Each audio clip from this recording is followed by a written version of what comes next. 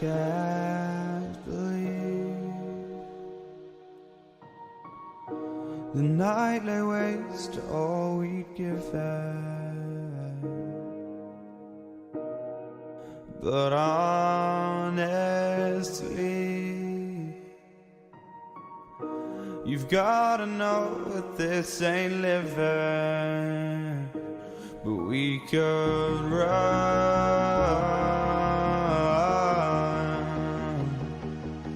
from Elysium and let it burn, let it burn. You've gotta know that nothing lasts forever.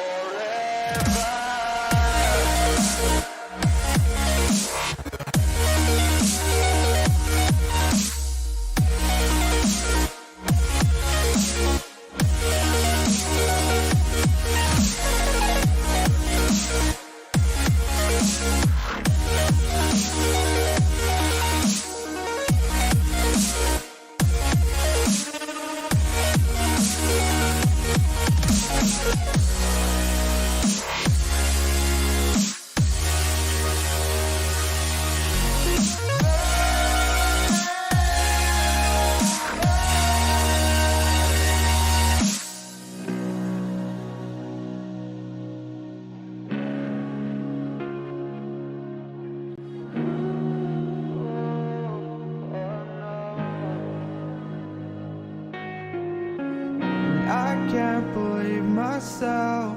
I never thought that this would be our end, but it's nothing new. And my lover's honesty, I can push it back down if I have to. If you want me to, 'cause we can run.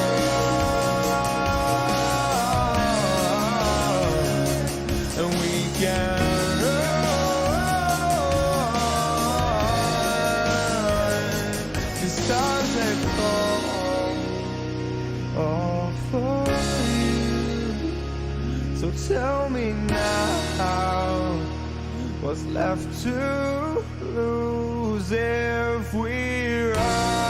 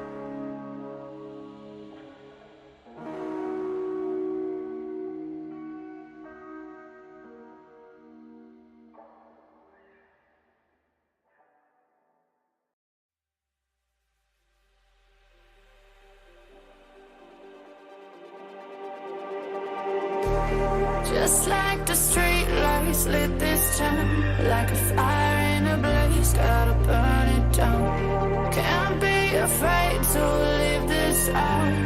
We got this far, don't know how. I see danger in your eyes. They know we'll burn down the night. Coming just like the sunrise. You know that we gonna let it out. Tonight, we're gonna let it out. Tonight, we're gonna let it out.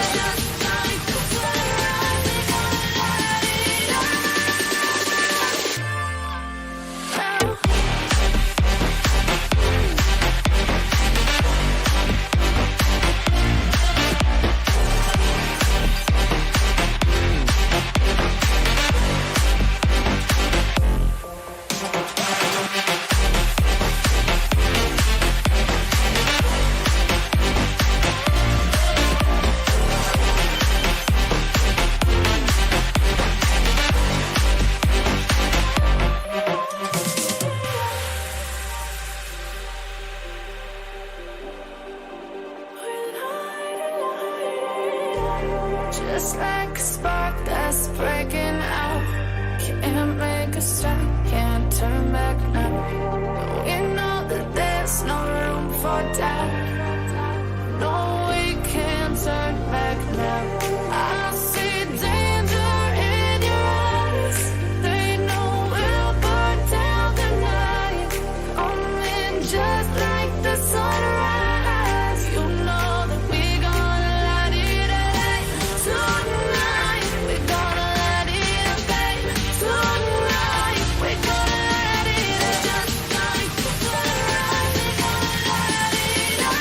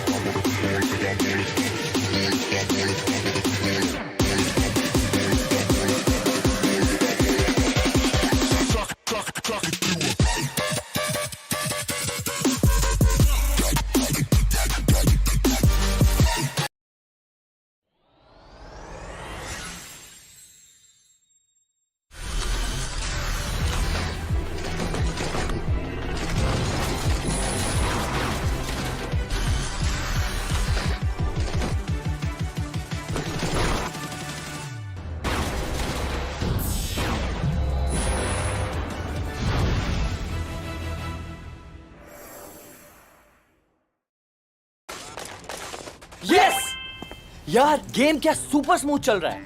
Asus gaming laptop, वो भी amazing deal के साथ, and I can pay आराम से with a 12-month no cost EMI. Crazy! कहाँ से लिया? Bro, JBL earbuds at 45% off. उसके ऊपर free Kindle and Audible subscriptions. Can you believe it? अब ये देख। Whoa. Shanti.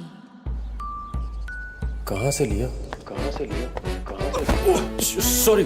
Hey, you! I'm tracking my run on this new smartwatch I got. Noise का 70% off. Oh. मैंने सोचा ऐसी deal पे मैं भी अपनी फिटनेस बढ़ा लूं. Seamless Bluetooth calling.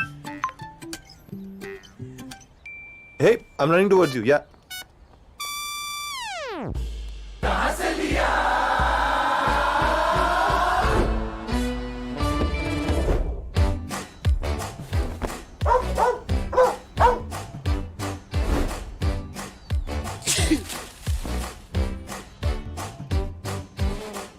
ये देख, I just got this Intel Evo laptop in exchange for my old one. 20,000 बच गए. बस 99 rupees में extended warranty. Plus 20% off भी मिल गया. Pretty sweet deal, right? Totally feel you, bro. This iPad was always on my wish list. Got the latest one at a great deal and saved $8,000 in exchange for my old phone.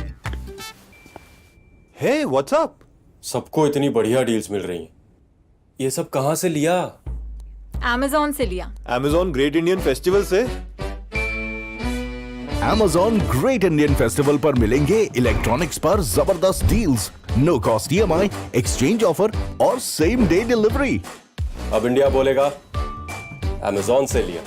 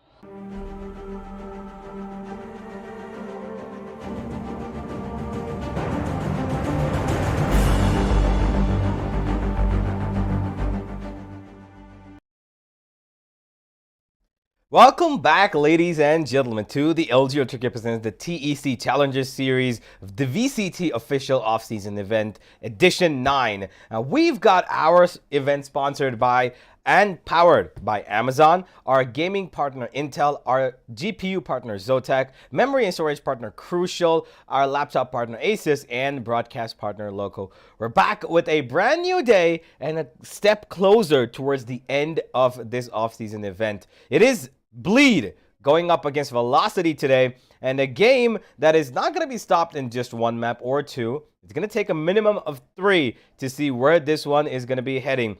Who is going to be facing off Fancy United in the finals of the TEC Challenger Series? We will find out today. And I hope that, you know, me and CCV can take a good long journey with you guys and take you through it.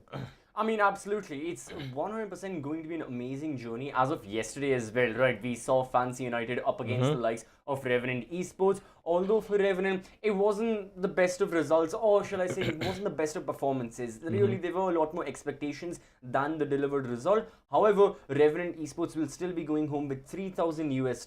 And of course, you know, they can go back, they can analyze their matches. It's been a while since Revenant have faced off against Southeast Asian teams. So now that they've gotten a taste of, you know, how Vietnamese players play, how Indonesian players play, how Thai players, Singaporean players play, then they can better prepare against them for future endeavors. However, Velocity have had crazy history with the members of Bleed Esports and so many other Southeast Asian teams. Right now, it's more than important because of the fact that we have a $30,000 US prize pool associated to this Challenger Series. The winners will be going home with $13,000. Runners up, they'll be getting $7,000, and again, the two losers of the semifinals, the teams finishing in 3rd and 4th, will be each going home with $3,000 US. Yeah, and I believe that this is going to be, you know, quite a challenge for Velocity today, especially because they have a team that has beaten them in the past pretty convincingly, I would say. So Bleed having their past of, you know, dominating every single team possible except for E-Star and Fancy does give evidence to the fact that they have a hold onto the other teams that they've beaten, because we really could see that when they were facing off against Velocity, they had total control. But when they were facing off against Fancy, they had a little bit of a difficult time on the map of Breeze, right? Yeah, and even against E-Star, the thing was that Bleed had a plan. You know, they went for those pincer kind of tactics. They wanted to eliminate the E-Star players. But sadly, they just weren't present in the server, really. Like, they couldn't have an impact. Darion on the Astra. Yeah, there were a lot of changes going on. Bleed were trying new things. They were experimenting. It ultimately didn't lead to, you know, the performance you wanted. But still, Bleed are in the top 4 nonetheless. They are playing a best-of-5 semi-final. They are facing off against Velocity for the 3rd time, actually. Now, this is one of the things. Velocity and Bleed have faced off against each other once in the group stages. That map of Ascent, 13-7, Bleed ended up winning. However, historically, this is the 3rd outing of Bleed as an organization against Velocity Gaming as an organization as well, that played all the way back November here at the Esports Club. It wasn't Challenger Series, it was one of our other tournaments that was going on. It was Showdown. It was the Showdown, exactly. But the thing was, none of the players in Bleed are there right now. It was a completely different roster. There was, I mean, Darion, I believe. No, Darion wasn't there. Even for Velocity. Oh, it was the time when we had Pyth and Co. I don't remember, but I remember Pyth because, you know, he was a household name. Exactly, and even for Velocity, we had Vibhor and Marzil, and Amaterasu wasn't there. Deadly, I mean, Deadly's just come into the roster now. So again, I'm not going to count that. However, I'm just saying, as organizations, these teams have had a history, considering they're to a certain extent in the same region of South Asia and Southeast Asia. Well, talking about South Asia, ladies and gentlemen, we've got something brand new, which we just saw this morning. It is Varun Batra, or Harbor, as we would like to say, that he has popped in to everybody's minds, and might I say, pretty looking as well. So let's have a look at the latest agent of Valorant. Ladies and gentlemen, here's Harbor.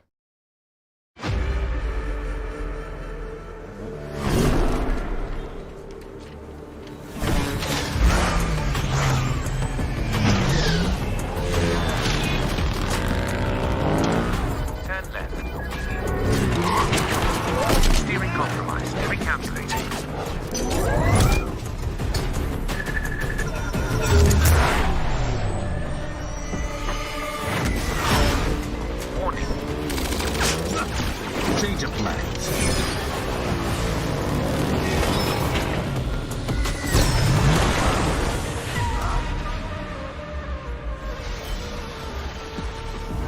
Ulta.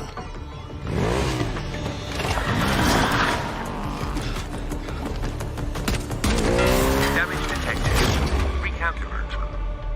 It's been a long day. Okay, a long couple of months.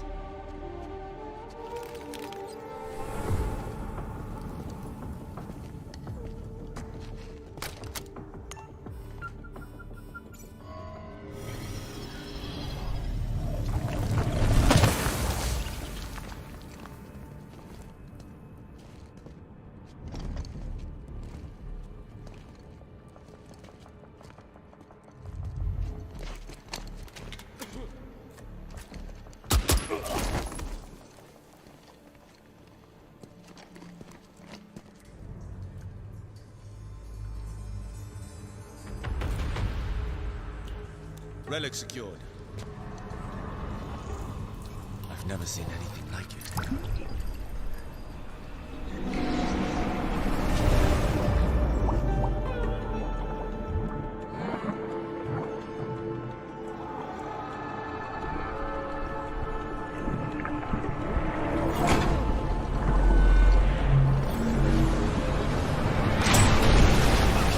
We have found plenty of ancient things in our line of work.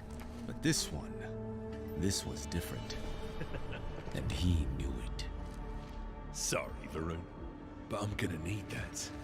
Just give me the artifact, and you can go back to being the commander's errand boy. I won't ask again.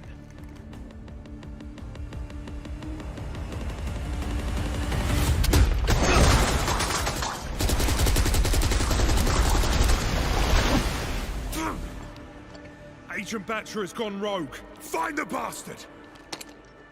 Now, instead of artifacts, Realm hunts me.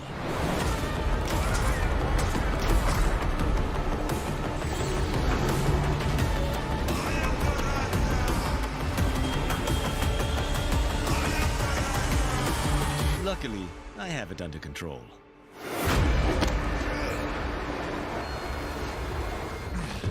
You're late! Yeah, and you're heavy. Welcome to Valorant. Cello.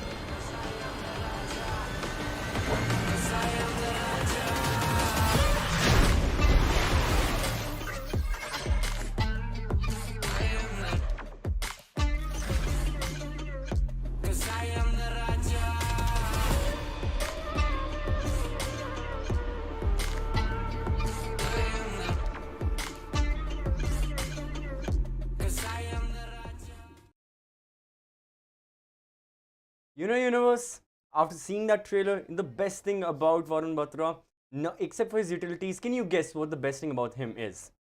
He looks like Ranveer Singh. No, is that even if he gets damaged, he can always go heal himself by going to Dr. Batra.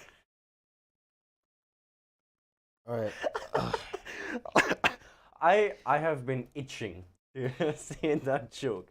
Yeah, I think that itch needs to be fixed with a Should I go you know, to with a Dr. cricket bat, you know, Right. straight to the face. Alright, let's move away from the joke.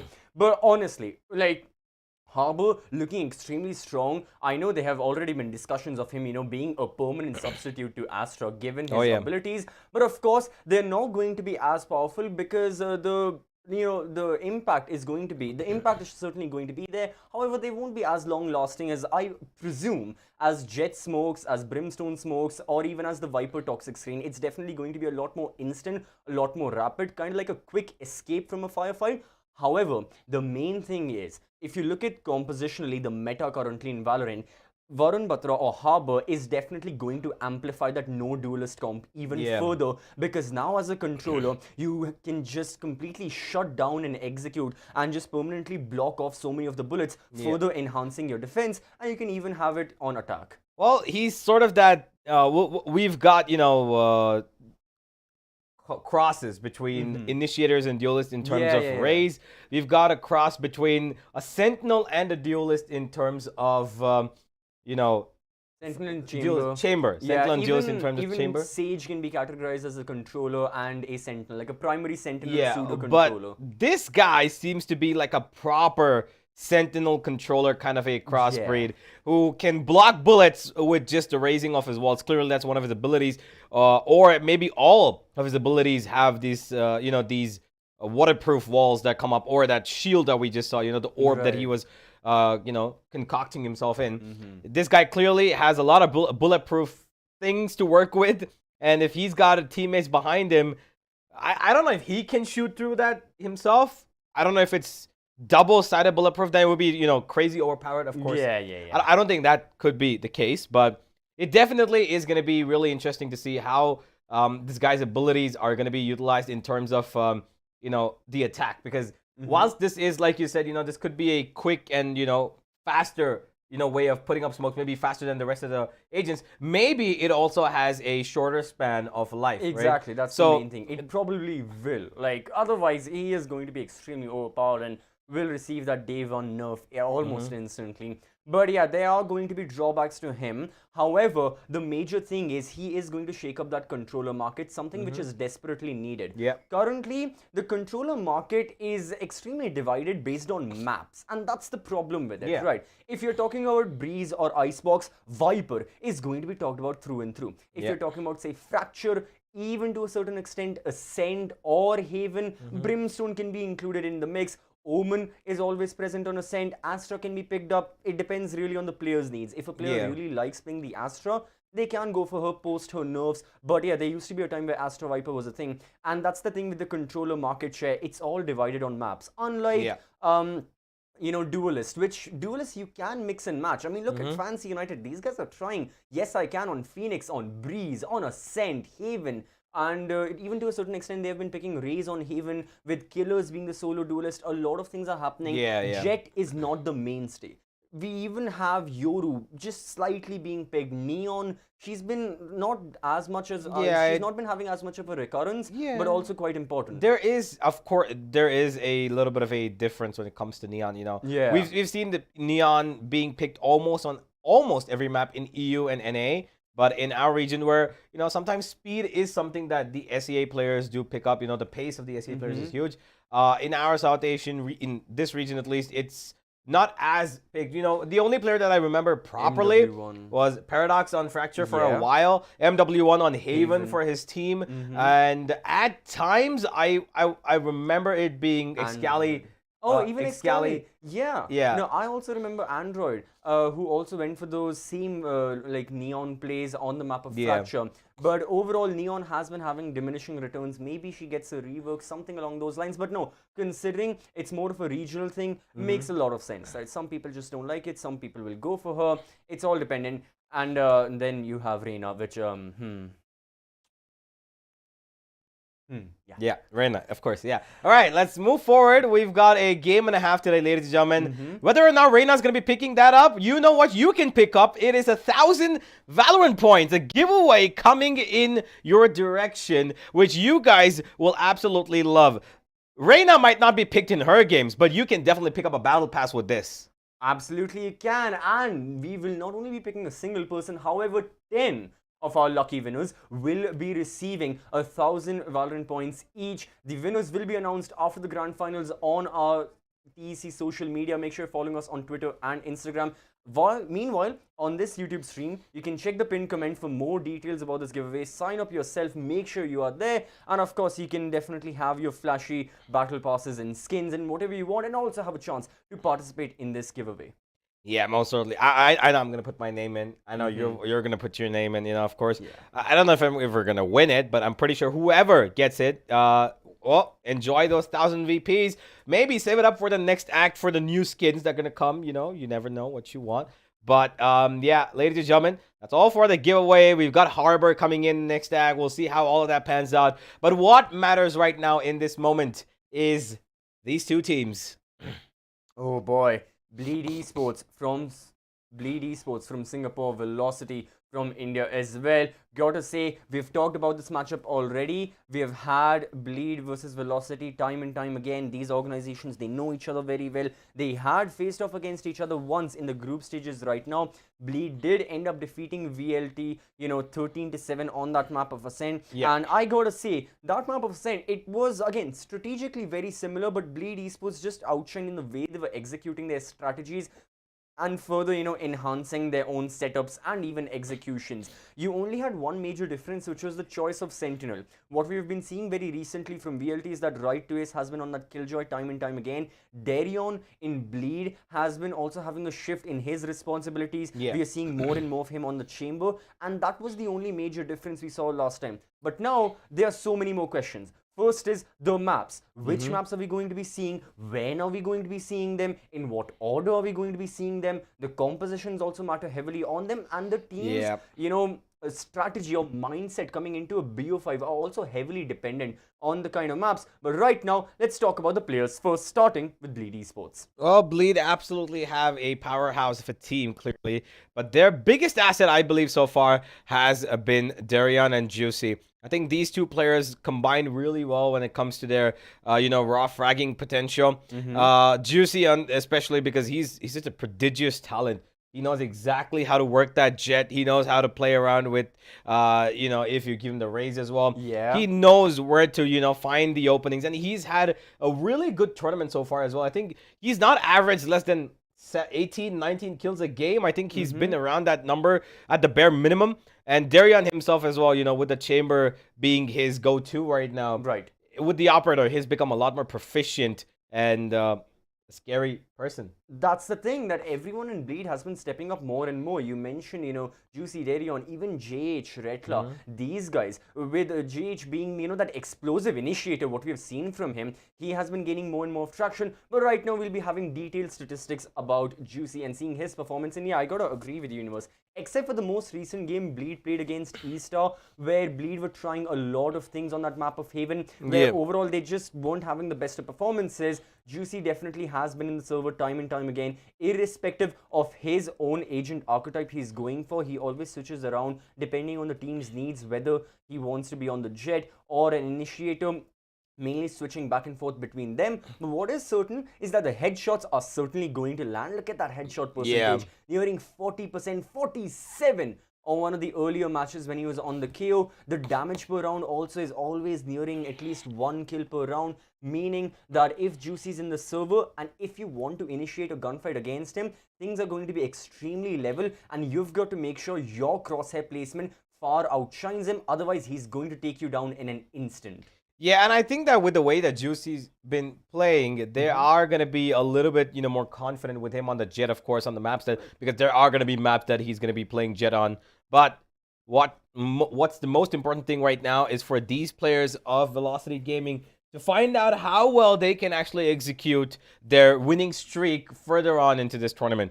They won 4 in a row, but it's not going to be enough if they don't push through in this one. Yeah. I really hope that this does not become a scene of what we saw yesterday against Fancy and Revenant, where the first 2 maps are, going to be an absolute trampling statement, and then the third goes in their way. But that, again, depends on the maps that we're going to have. Maps, and also, again, I am just speculating here. I could be wildly wrong. But Velocity, some of their players also have a lot more experience. You've got Right to Ace, you've got Amaterasu. Yes, you've got Youngblood in the form of Deadly 10, but leading the charge is going to be Amaterasu with a ton of experience, so he can perhaps guide the team better into dealing with Southeast Asian opponents. Now, again, I'm not saying Revenant are an inexperienced or amateur team. Do not take it that way. They absolutely are. However, the best of 5 they had against Fancy United, a team from Vietnam, means that they must not have had too many chances against each other.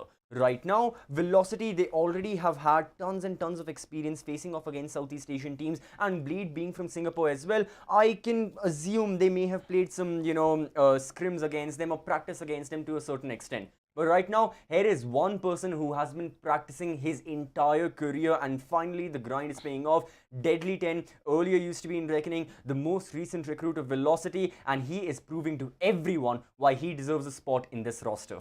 Yeah, clearly he's been on top of things right now. His individual performances have improved over the games, as you can see. The first one, not that great. Second one, a little bit better. And the third one was a lot better. 20 kills for him in his last game. And with an average KDA of 3.7 as well, that just, gives a lot of, I want to say substance to the fact that this guy has improved from a lot of, trenches down below to coming up on top and now, being with the absolute best in the region. But if you compare both of these players, both the duelists of these teams, you have got a pretty similar stat, padding sort of situation. Both of them pretty close KDA, ACS as well, just about in the range. There's not much difference between these two when it comes to their stats. So far, yeah. So far, yeah. And that's the thing. These statistics are going to be put to the test immediately as we head on into the server, regardless of what our first map is. Because these guys, and to a certain extent, every single player in this entire lobby, all 10 of them, will have that pressure looming over their shoulders of delivering the best Valorant gameplay they have in their lives. Because again, seeing Fancy United's performance yesterday, we had said this after their matches, even yesterday, Universe, that Fancy United are looking deathly strong right now. I mean, the way in which they proceeded to, completely show no mercy to Revenant Esports and moved on forward, secured a spot in the grand finals. These guys, they aren't here to mess around. They just want to win, plain and simple. And that's the mentality I love about Fancy. They could care less about their opposition, which is why these opponents have got to worry about their performance right now and in the future. But performance can only matter when you know where they shall be performing. So without any further ado, let's have a look at the map veto and see which maps shall be picked up. Well, this is an interesting, take. Velocity have got defense on every single map, it seems. Clearly, it has worked in their favor that, they've had the bans come through, which is not entirely something that I expected. I really thought that Haven would be in the mix, but we did not have it. Velocity having banned Haven has given Ascent a way to come through again as the first map. This time we're going through the mixes. We're going to Ascent, a little bit of color, and then we're going to go to Bind. After that, we're going to have Icebox, and if needed, Pearl and Breeze. Now, this is something that I really, really am interested in, right? Ascent, Bind, and Icebox, 3 maps played always by these players of Velocity especially. And Bleed also go around the park a little bit. But what I'm more interested in is in those last 2 maps, because Pearl is a map that Velocity have actually turned themselves to be pretty good at. Even though they played it really less, they know how to work that around. Same for Bleed. Yeah, exactly. Breeze, again, another map which Velocity is their strongest map. It is the one map where they absolutely feel the most confident. Even though Fancy United beat them, I still believe that Velocity's strongest map on Breeze can give Bleed problems. But because it is in the end, it is a potential for Bleed to end this game even before they reach there. Because if it goes to Breeze... Yeah. See, this is where, as analysts, I hate to say this, but we've got to jump into the server, and only then can we completely categorize these teams and their players on their current performances. Because if you look at all of these maps historically, to a certain extent, it's going to be a dogfight every step of the way. Ascent, Bind, Fracture. Every single map that has been chosen. So keeping that in mind, statistically, these teams have won here, they have lost here recently in old times with their current compositions, with their previous compositions. However, it's all got to be decided right now. So considering that, I am really looking forward to, jumping into the server, seeing what kind of compositions they'll be going for. With Ascent, I think we mainly know it. We'll be seeing Double Initiator yet again. But perhaps the casters, they'll have something else to say. And obviously, the casters are obviously here for enjoyment. So without any further ado, let's move it on over to them and let's see what they've got to say. Well, thank you so much for the lovely analysis, CCV and Universe. So we are back once again, and it's Ascent for the 23rd time. Would you look at that, guys? Ascent back in the semifinals, but I've got to admit, this matchup between Team Velocity and Bleed, this is going to be an interesting matchup to be talking about here. Oh, 100%. And again, the fact that last time, these two went head-to-head in that round robin stage, and it was a 13-7 victory to Bleed. So... I think if that's anything to go by, maybe Bleed are feeling confident that they can kind of make that round differential a little bit more. But at the same time, if you are Velocity, you would have hopefully at this point worked out what went wrong on that last map. when these two went head to head together, and you'd be able to kind of iron out the creases, so to speak. So again, this could be a pretty decent one, hopefully, for both of them. Again, I don't really think it's going to be one-sided after, if you have an issue with a team on a map, you usually put your kind of nose to the grindstone, so to speak, and really work out what you're going to do and how you're going to come back from that. So this is a really good opener for us, to be honest, right now, Baba. Yeah, absolutely, Grace. And here we are, the semi-finals between Team Velocity Gaming versus Bleed Esports.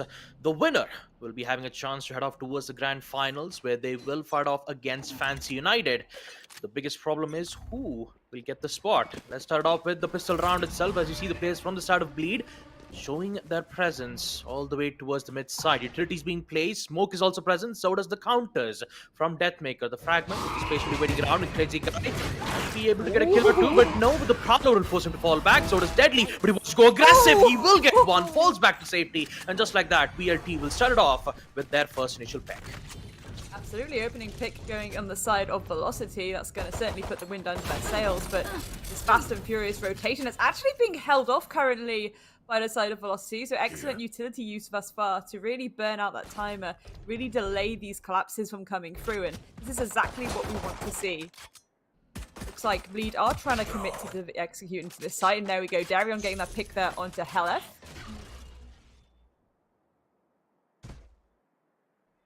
Now we still get to see Bleed having some certain controls, knowing that both A and B sides, some of the utilities have been expended in a way, but for the execute from the A side, that's where most difficulties would arrive. 100%. And I think the problem sometimes of things like this is, again, that pistol round, sometimes it can be very hit or miss as to where it's going to go.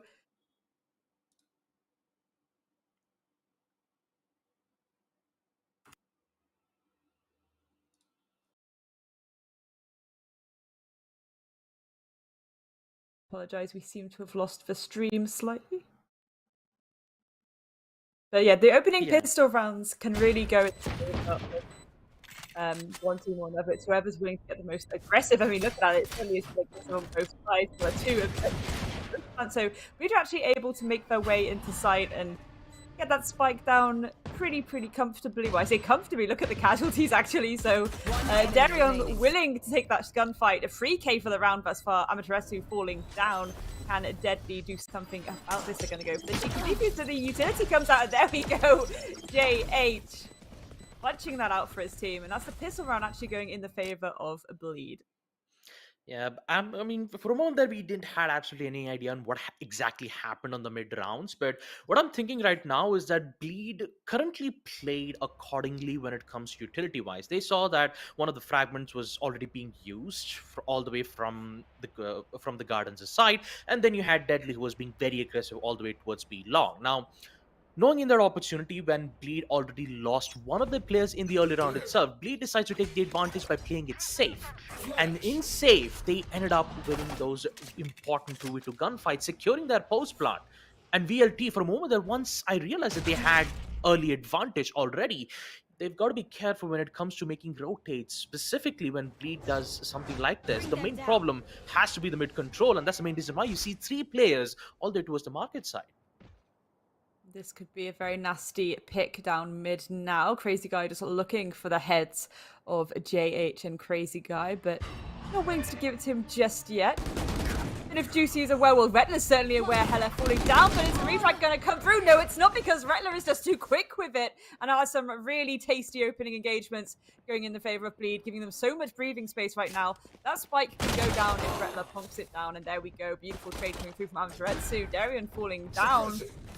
They know exactly where those defenders are going to try and push from now. And look at this, JH ready and waiting with his teammates for this flanker. Rooney. This is going to be a very nasty gunfight, Badler. Oh, Crazy Guy getting on there. Deathmaker trading it back though, but JH once again showing up KO on KO casualties for Deadly. Looks like he is going for the long flank here, but what can he do? Again, we do have JH holding that angle and potentially on the hunt for him right now. Just willing to do a little bit more damage. There we go. Beautiful stuff. And beautiful stuff coming in from Bleed's Zen, especially when you saw the KO just going very aggressively, knowing that the Vandal had been dropped. And I'm pretty sure that once Deadly knew that one of the important weapons has been dropped down all the way towards mid, his biggest concern was getting a hold of that weapon first, so that they'll have even much more strength in towards round number 3, when you'll even help them get much more Phantoms and Vandals. But Bleed exactly knew what was going to happen, and J Hedge just made sure that it would not happen. So a job well done for Bleed, as they will secure 2 more rounds on attack. But for BLT, although that they have a very strong start in the initial rounds, they have good counters to it, but Bleed, they immediately adapt to it. And that adaptation is forcing VLT on a positionings where they have to make some risky decisions. I've got to say, this round might be able to help VLT when it comes to making their presence being shown from B side. And Bleed, just by looking at the turret, maybe, I mean, they have some information regarding this. They decide to go all the way towards the A side, while Darion playing as the bait all towards B. So if Bleed distraction works out well, then VLT, they might find yet another problem in round number 3.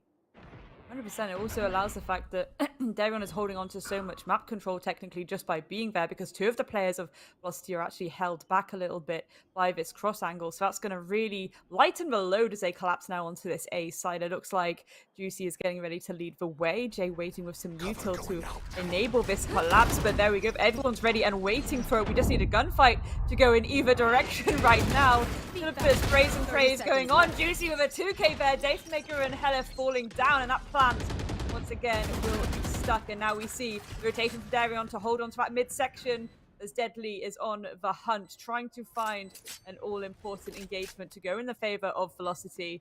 But Darion again ready and waiting. If anyone decides to try and contest it, he is there. It looks like Velocity are just going to kind of hold on to the B site for now, not willing to contest it too much. And again, it's going to allow so much flexibility for Bleed, who actually look like they want to come and have this gunfight. They want to damage the eco a little bit more here. So spicy stuff indeed, Baba. Spicy stuff indeed, but for Deadly, oh, that is a spicy shot indeed. 1 kill, but you still got to worry about Darion all the way towards B long, as he will succeed 1 more. The players inside of Bleed is just making sure that now the players would be hiding all the way towards B, so they'll just try to hunt them down as best as possible. Time sticking out. They just got to survive, and right to it gets away with 2 kills, whereas sadly for Deadly, he gets caught out in the crossfire. I think that was really strong from Bleed again. It's just the importance of map control, really, isn't it? Again, Darion, they were holding fish, they were holding that angle. Eventually, they decided themselves, okay, that plant is going down. I'm going to rotate all the way to mid, and I'm going to start holding that mid control instead. Just constantly being aware that these rotations will have to come through from Velocity, and that put them in a really awkward spot there. Deadly 10 looking to get a little bit of an aggressive early engagement, but that's going to give a little bit of an audio cue as to what his shenanigans are doing. Juicy getting stuck in. Look at this. This is a very fast and furious execute with pretty much no contention, because they're all stuck in the marketplace. They have to break that door open. Thankfully, they were able to, but that plant once again is going down, and that was a very, very swift collapse. Swift collapse, just mainly because of VLT not having good amount of weaponry, especially when you have Sheriffs and Bleed exactly knowing what kind of weapons that they have. They decide to just go full-on aggro all the way towards B. And now in this post-plan, it'll be much more tougher for VLT to secure this, but maybe more so with those 2 Sheriff kills being made from Amaterasu and Deadly. 1 more as we see Amaterasu get 1 kill towards Crazy Guy. Time is running out. They have to push in. It's a 2v2. They have their weaponry. All they gotta do is just find information, but JL will deny 1, and it's all down to Hell in which he goes down to at the hands of Retla. 4-0 as Bleed, they are not gonna stop, not 1 inch. I'm just really impressed with how quickly they were able to just get all of that control so quickly. Again, maybe a slight oversight on the side of Velocity. Maybe they needed someone just really holding in, deep onto that site. Again, it's difficult because you kind of try and adjust to what your enemy's been doing the last few rounds, and I think they expected a lot more mid pressure from the get-go than what they actually got. Again, I think that's really well played by Bleed, though, to think about that and be like, okay, they are expecting this pressure elsewhere. Let's just go for that fast and furious collapse. Job is a good one. And I just kind of like how Bleed just shows their presence towards mid.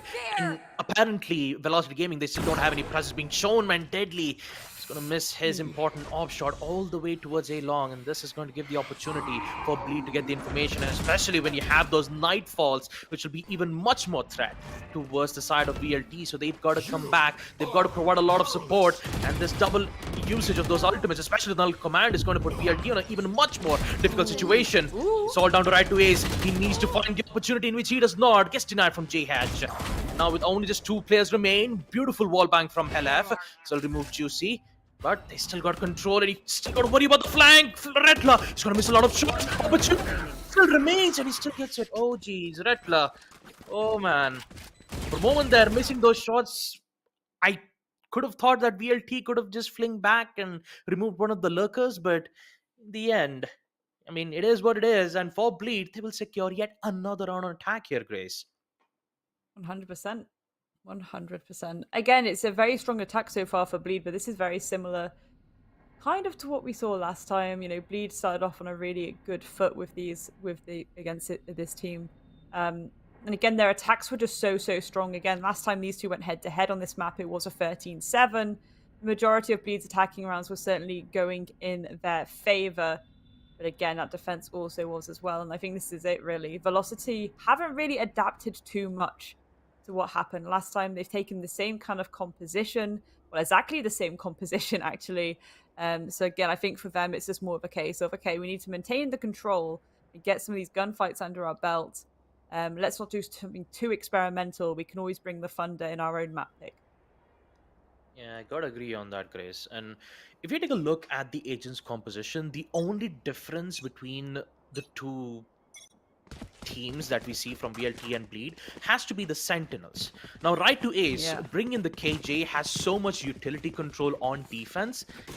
And then you have the Sentinel Chamber, in which you'll be able to have long range, you'll be able to engage in long range gunfights with just having a weapon in hand. So there is a huge difference coming in between it. And since right to Ace not being able to succeed on his defensive hold much more of the times, but sometimes when Bleed would just usually look at the B side, sees that there is some utilities being placed, and then they're just currently forced to fall back towards the A side, knowing that the presence of KJ is still present from the B side. So they usually go back behind, and oh boy, that is gonna hit a lot. A collateral damage from Darion. This was exactly what I was mainly afraid of. The place from the Sheriff and that beautiful shot from right to Ace to remove Crazy Guy. It's going to give even much more chances for them to, give more control towards B side. Still got to worry about that particular execute towards A, and that's where Retla comes into play. One more kill and a second from Retla as he succeeds in moving right to Ace. And with it, it's back to Matrasso, left in a 1v4. Teleport's ready. 1v4 indeed. Again, not the easiest of situations to be left in, but they need to try and bait out some of these 1v1s, but Daron's not going to let it happen. A free K for the round for that chamber player, and, well, you all saw the smile on his face. He's certainly happy about that. Yeah, it definitely is, Grace. And I've got to say, Bleed's performance right now for these past 5 rounds is just so devastating, especially when you have, like I said, the Sentinel, which has been forcing them to go on one particular side. Bleed always figures out a way just by getting control towards mid.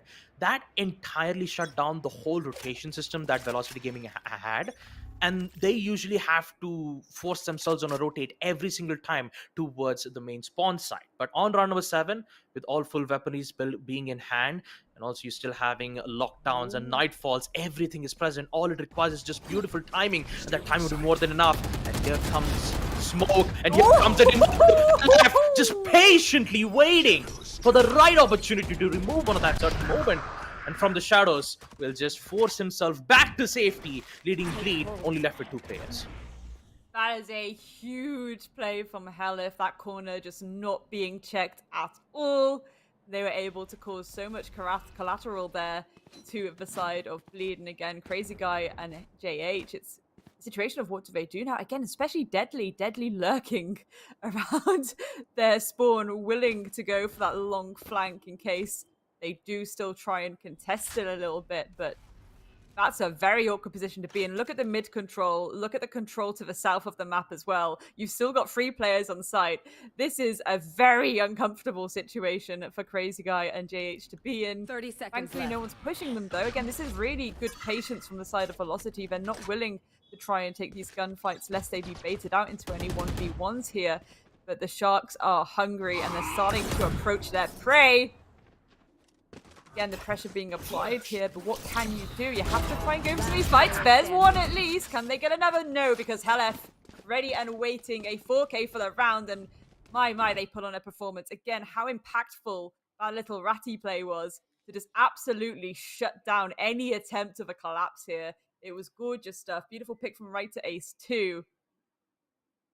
I think there was a little smidgen here where maybe Bleed fans thought that would be their 7th on the board, but no, Helif just had an absolute field day with that. And that was a really important round for Velocity to actually get on the table. Yeah, Grace, a very important round for VLT, especially a plays like that from Helef will actually give much more opportunity to succeed, especially with the Nightfall still being available, but Darion somehow, he gets to remove 2 of the players, Darion and Juicy. That is an incredible thing coming in from Bleed's Ascent as they are shutting down every single aggressive attempts.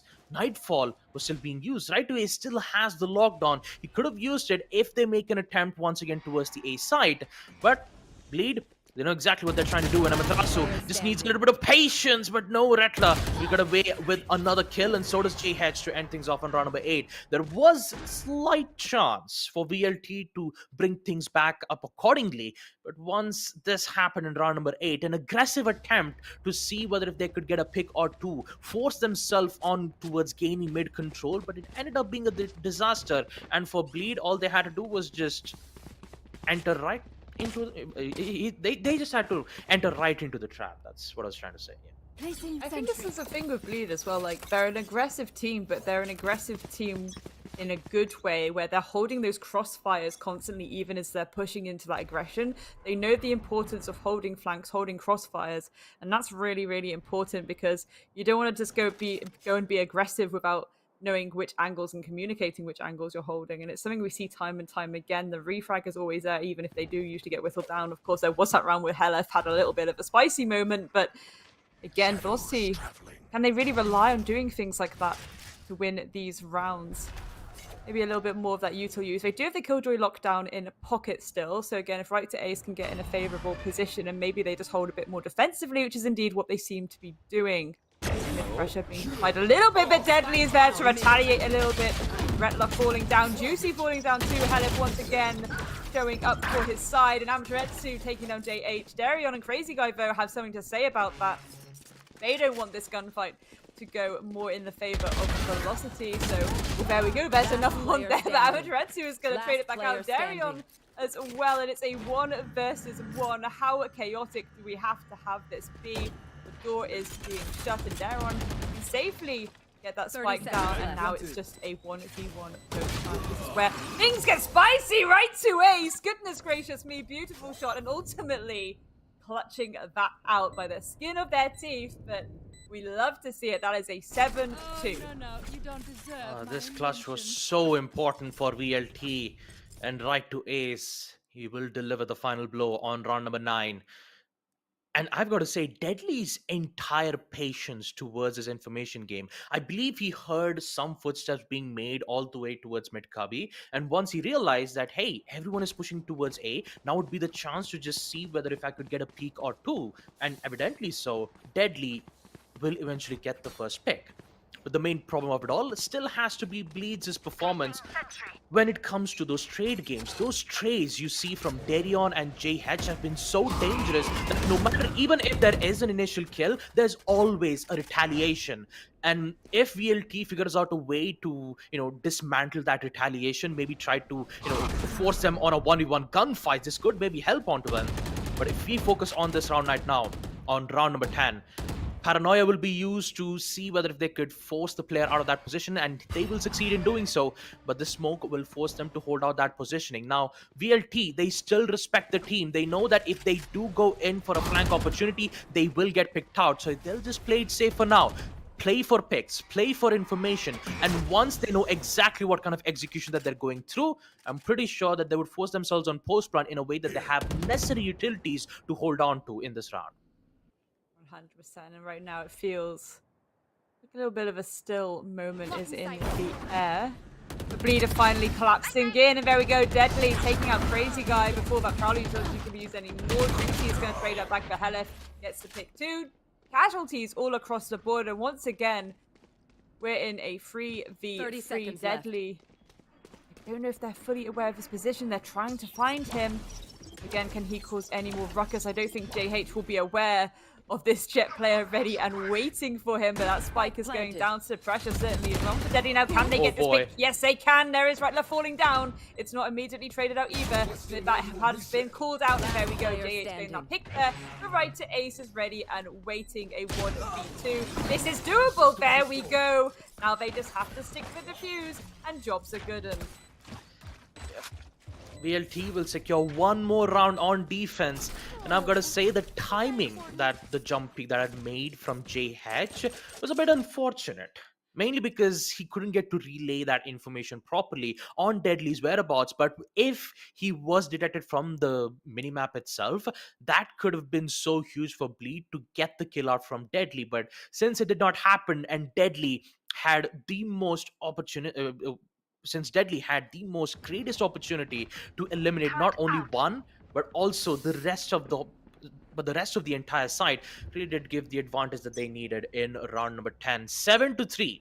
VLT has still a chance to recover this in the first half itself, especially with the off plays like Deadly. He might be able to get a kill or two, but missing that first shot is going to force Bleed on a very aggressive approach, this time with 2 of the players, Darion and Juicy, will make their presence shown all the way towards mid. Darion will be detected from the Llama bot, which will give some presence and attention being shown around from that particular place. So VLT, they've got to be careful on that one particular angle, especially when they make their attempts towards the B side. 100%. Yeah, no casualties really going either way for now. It's a little standstill again. I think this is really well played by Velocity, just willing to hold these angles and not really overextend too much, lest they fall into a trap. Again, my only worry here is that if right to Ace is kind of caught out, if they do decide to go for a B execute, there's no one there for the immediate trade, but that utility should have been heard, and here we go. Amatretsu is coming to help, but there's that opening pick there. Right to Ace falling down. Can the second come through? Yes, it can. The third as well onto Deathmaker. 30 seconds poor left. Velocity, a 5v2, and they ideally have to make their way. Deadly holding that very tight angle just in case someone does try to peek out, but again, what do they have in pocket? They do have the Omen ult, but would you risk really popping it now? It looks like they're just going to safely back away, save that weaponry, and hope for the best. But again, Bleed, they are aware of this, and they're going to be wanting to keep causing some damage. 3 of them going on the hunt, actually. There's no choice for VLT to even engage in this 2v5, especially not a single player being removed. That's going to cause a lot of harm towards the economic growth. Okay, Crazy Guy, are you kidding me? Wallbang somehow gets away with a headshot towards Deadly. There goes the op, and now Helef. He's got to be really careful with all 5 players towards Bleeds' end. Will Helef survive? I'm really sure that can happen. Nope. Never mind. Darion gets away with the final kill. Doing the rest of the 2 players from VLT is going to force them in a very difficult situation in round number 12. I believe they'll be forced for a decision to see whether if they have to go in for an eco round or a force buy. And in which round number 12, high likely chance that it will be a force buy because it's the last round of the first half. I love the way that we saw Darion and Juicy just immediately go to push towards the defensive spawn. You know, they had that sight control, they had full sight, they knew that spike would go down. They were willing to just shut down any attempt at a retake from the get-go, any attempt to stop and delay that collapse. That was really well played by Bleed there, just really, again, maintaining that map control, maintaining those angles and knowing the importance of it. Deadly though, ready and waiting. Very, very tight angle, crossed with Deathmaker as well, towards our midsection. And there we go! Crazy Guy falling down.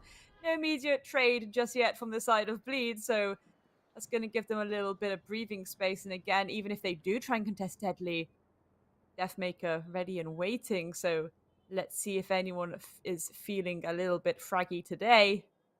Now, Bleed just holding on to these tight angles. Util's going to go out to kind of give a bit of cover towards mid, and it's going to alarm Bleed a little bit, who are aware now that there might be more of a mid pressure than they realize. That's kind of almost shuttling them now into this fish market where they have to go for a collapse here. They don't want to contest what they think is actually a lot of map control, but it's not as much as they think it is. And this is very clever right now from Velocity. Beautiful shot there by Darion, taking out Deadly Bow. That's certainly going to rustle the Jimmies, and again, keeping up to apply that pressure. Both of these players being forced to the back of site now. Juicy looking for them, going for the pre-fire through the wall. Not actually doing any damage just yet, but again, it's a little bit terrifying. Halef, however, having a little bit of a field day thus far, managing to get that pick. Amaterasu falling down as well. It's a little bit scrappy on both sides right now, but Spike needs to go down, but there's no room to do so. Right to Ace, just having a moment, shutting that down, and that was really, really smart and really, really needed the whole way through by Velocity. Look at this from the get-go, a full mid control like that, but the fact as well that Darion was holding onto that angle for so long, but they were able to just go for the retake beautifully. That was beautiful from Right to Ace and Deadly. Forcing Bleed to make a commitment towards B, especially when you have so much utility that's been shown around from KJ's end. You even had the utilities, you even had the turrets, and much more importantly, they even had the alarm board which had been placed all around that hallway site. So everything was prepped and prepared. And since they didn't had enough amount of guns, they only had to rely with sheriffs. They even had to place the lockdown, which Right to Ace had placed once in this entire first half. We get to see that in this stats here itself. Right to Ace and Darion, he's been doing a lot of damage though, being as the chamber. 16 kills, 373 ACS. Meanwhile, we see Right to Ace claiming at least a total of 11 kills from his end. And I've got to say, the difference between the utility game versus the weapon game really did put heavily in favor for Bleed. But once you know that there is a lockdown being present from VLT's end, now they're the ones on attack. Second half, that lockdown will be the make it or break it moment for Velocity Gaming to determine whether if they could succeed a lot in the second half itself. And what's more importantly, you still got to worry about the pistol rounds itself, because for Velocity, if they have to bring a comeback, they've got to make sure they win this pistol round itself. And this performance being shown from Halef, being as the controller, 11 kills from his end, 0.9 kills per round. We even did get to see him make miraculous plays, especially with the use of his paranoia that really did block almost around 4 or 5 players from the side of Bleed who are making an attempt to push in all towards A, but less amount of information really did give the jump on towards Velocity Gaming, and Halef was the main reason why they started to get those leads, where they started to get those wins in the first place, at least securing them in a 4-8 scoreline. This is a decent start coming in from Velocity's end, and now since they're the ones on attack, all they've got to do is just keep their composure. They even already used one of their technical timeouts already in the first half itself, which means they could use one more. But since they're in halftime, they could use, necessary time itself to strategize and think what exactly that they could do to counter up against Bleed. And especially when you have Darion with 16 kills from his end, they've got to make sure that they could get picked off quite early in the round. So still got to ask you a question about here, Grace. Knowing that the odds are stacked against VLT, do you still think that there is a chance for them to win on map Ascent? I'm not sure. Again, last two of these guys went head to head. It was Bleed actually starting on the attack, and they had an absolute field day with it. They had this a defense rather. They had a very, very aggressive and overextension from the get-go, which maybe slightly similar to what we see. However, A is being left very, very open. It feels like Velocity have actually read into that perfectly. The fact that perhaps they can just go for this immediate execute, but they've dilly-dallied a little bit, and now that call-out might come through a little bit sooner than they perhaps expected. Rettler feeding that information to his team as he desperately tries to shoot through this smoke, and that door is being shut, and oh my goodness, the objective actually being forced out there. I think that was a massive oversight there from Bleed, just not having that presence on that A site. But this giant flank is coming through now, and is Right to Ace going to be aware of it? I think he thinks maybe flank will be coming through elsewhere, and he could shut this down immediately. There's one, there's two, there's three! That's what we like to see, a fourth one there for Amaterasu. And it's poor crazy guy up in heaven, left by himself right now. And there we go, a flawless round for Velocity going into their attack rather. Goodness me. That was mental. That was brilliant from VLT's end. I'm not gonna lie, playing a place like that while one of the attackers, especially right to Ace, who was the one who gave the info, he could have just went in together with the team towards the A side, but instead playing from the backside, getting a surprise attack towards Bleed. That was an amazing. That timing was really good from Velocity's end. Now Darion just okay, pushes all the way towards mid top, immediate control towards mid stack. And now VLT will have a lot of problems, but you still got to worry about right to Ace. Oh boy, that's gotta hurt. But on the bright hand side, they have control towards the A side, but this post plant will be even much more difficult, especially when they try to corner them around. All they've got to do is just figure out a way, and that huge peak from Helef is going to give away yet another kill at the hands of Bleed. And now they have weapon control, they have two Spectres, and it will be even much more tougher for them once they arrive towards that place. Fragments being used, so does the smoke. JH knows exactly, all the way towards the hand side. He will deny a lot of plays, but Amaterasu is still alive. The third, won't be able to get it. Ghost, not gonna happen. Juicy will get it. Oh, there was a slight glimmer of hope that Amaterasu would have been able to get that 1v4 clutch, but in the end it will be Bleed, who had to pressure themselves all the way towards mid-top. Darion was like, even if there is a KJ's turret, I do not care. I will push all the way towards mid-top, corner them in a way that VLT won't have any other choice but to fight all by themselves, get themselves stuck towards the A side, and Bleed. Evidently so, they will end up winning this round. I just think it's really interesting how much they're just allowing that collapse to come through, and they're kind of almost playing for the retake, it seems. Like, their defense is entirely focused around just giving up A, it feels, and it's a really unusual strategy to take. Because again, if that timer is not ticking in your favor, if they get that spike down, that's the ideal approach I think you need to be taking. But beautiful shots there by Darion, causing significant casualties there. Rattler with one of his own as well, Halef falling down, and already poor Deathmaker left by themselves. A trade comes through at the end, but goodness me. Definitely this is going to hurt a lot, Grace, especially in that previous round. The way how Bleed played to it, playing fire with fire. And now, knowing that they have the advantage in their hands, Grace, it's 10-5. They just recovered from a pistol round, and even more so, when it comes to the economy, Bleed has got it covered. They still have Vandals, they still have heavy weapons, and so does Velocity Gaming. But the main problem of it all is that they don't have necessary utilities to go around it. Sure, they have some that can at least help them block around it, but I'm not quite sure whether making this aggressive push would have helped Juicy though, because Deadly, getting a kill like that is going to put Bleed on a major disadvantage. 100%. Again, it's a little bit of a quiet before the storm moment. Crazy Guy, though, again, yes, they might be able to play a disadvantage, but they know the importance of the refrag, so we do see Crazy Guy trying to attempt that at least a little bit, but again, as the timer ticks down, it becomes a case of, no, we can't really do this now. The time's gone. There's no point just now. That cover's going to be used just to give a little bit of leeway here, but here we go.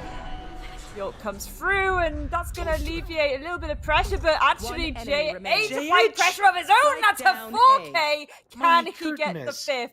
Can he get this ace right to ace? Speaking of aces, currently feeling a little bit uncomfortable, I will say. Again, just trying to find themselves maybe a little bit of an exit frag here, and the other side of Bleed right now. Surely you let your teammate get the ace. Surely you let them do it. That's right to ace can cause a little bit of a ruckus. Maybe a pre-fire through the smoke could be jobs are good, but yeah, right to ace, rightly so, is just gonna hot tail that out of there. Really willing to contest it. The spike is in no man's land. There's just no point in trying to do anything there. So at least they get to keep their gun for now and keep their composure, so to speak. Oh boy, That is rough from Velocity. Especially when you saw JH, who had everything under control. They were even flashed from the paranoia. They even had the fragment, which literally forced VLT to, apply pressure, even with a lot of utilities that has been already expanded from the site itself. They had no other choice but to push. And JH, since all of the lines of sight were cleared, he even had a teammate that was covering his back. All he had to do was just ensure that the aggressive push from VLT would be denied. They did exactly that. Bleed, my goodness, they will secure 11 round. And VLT, they're starting to look a bit difficult, especially when it comes to their economic growth. The pistols are not pistols is going to force them in a major disadvantage, so they are heavily relied on utilities. And I believe a lockdown could come in play, but the major question about it is which site would they pick? Because mainly you'd usually see Darion play all the way towards mid. Either you see him gain his presence shown towards mid top, or he might be able to use his op all the way towards mid to deny any players arriving towards mid top itself. So they could block some certain lines of sight with the help of Helef, try to apply pressure towards the garden side and make their presence shown towards the A side itself. But you still got to worry about KO's flashbangs. You still got to worry about the suppression, because once the suppression hits and once Bleed gets the information on the whole player towards VLT, that is huge information, and that would be more than enough to Bleed to just play to it accordingly. Ooh, Vetla trying to get spite of it right now. Darion, though, speaking of making the most of it, beautiful pick there onto Amaterasu. Getting a nice little pick in your favor for bad aggression, but can these pre-fires through the smoke go in the favor of Bleed? Juicy at least gets one onto Deadly, so that's shutting down that incredible Jet player there. That spike has indeed been planted. Attempt to shut it down. It doesn't really go too well, but there we go. Retler finishing things off there, and that is match point. Yep, match point it is for Bleed, 12-5. And for Velocity Gaming, I've got to admit that was a good effort. Blocking the entirety towards mid, applying pressure, and once they reached towards the side, the pressure was too much from Bleed, eventually getting control of the entire situation, especially when it comes to control on crossfire angles. They even had man count control as well. And as we take a look at the scoreboard itself, we have 20 kills to Darion. And when it comes to the abilities, you could say Bleed has a lot of it. Null Command, From the Shadows, Blade Storm. So if anything goes south, oh no, that's quite unfortunate. Oh boy, that is not good. Especially a Horn could have helped them gain much more info towards mid top. Juicy will be forced in a very difficult situation, but he still have the support from the team. JH and Crazy Guy fall back. Juicy follows it up with yet another kill. Remove Amaterasu, which leads to Helef and Deadly. They've got to figure out a way. In a 2v4 situation, mid control is lost, just so does B, but they're trying to figure out a way where they could get a surprise attack, but this Blade Storm from Juicy might end up getting a kill or two once the smoke dissipates, but they're playing this safely. Lead things at their players all the way towards the B side, but Deadly misses the opportunity. Now he'll be forced to fall back. Helef knows the information too. Will they get a kill? I'm not quite sure. Trade will be given. It will be Helef, who will remove Darion out of the place. They still got to focus on the rest of the three players. The paranoia will be used when it comes to blocking lines of sight, but Juicy will be quick enough.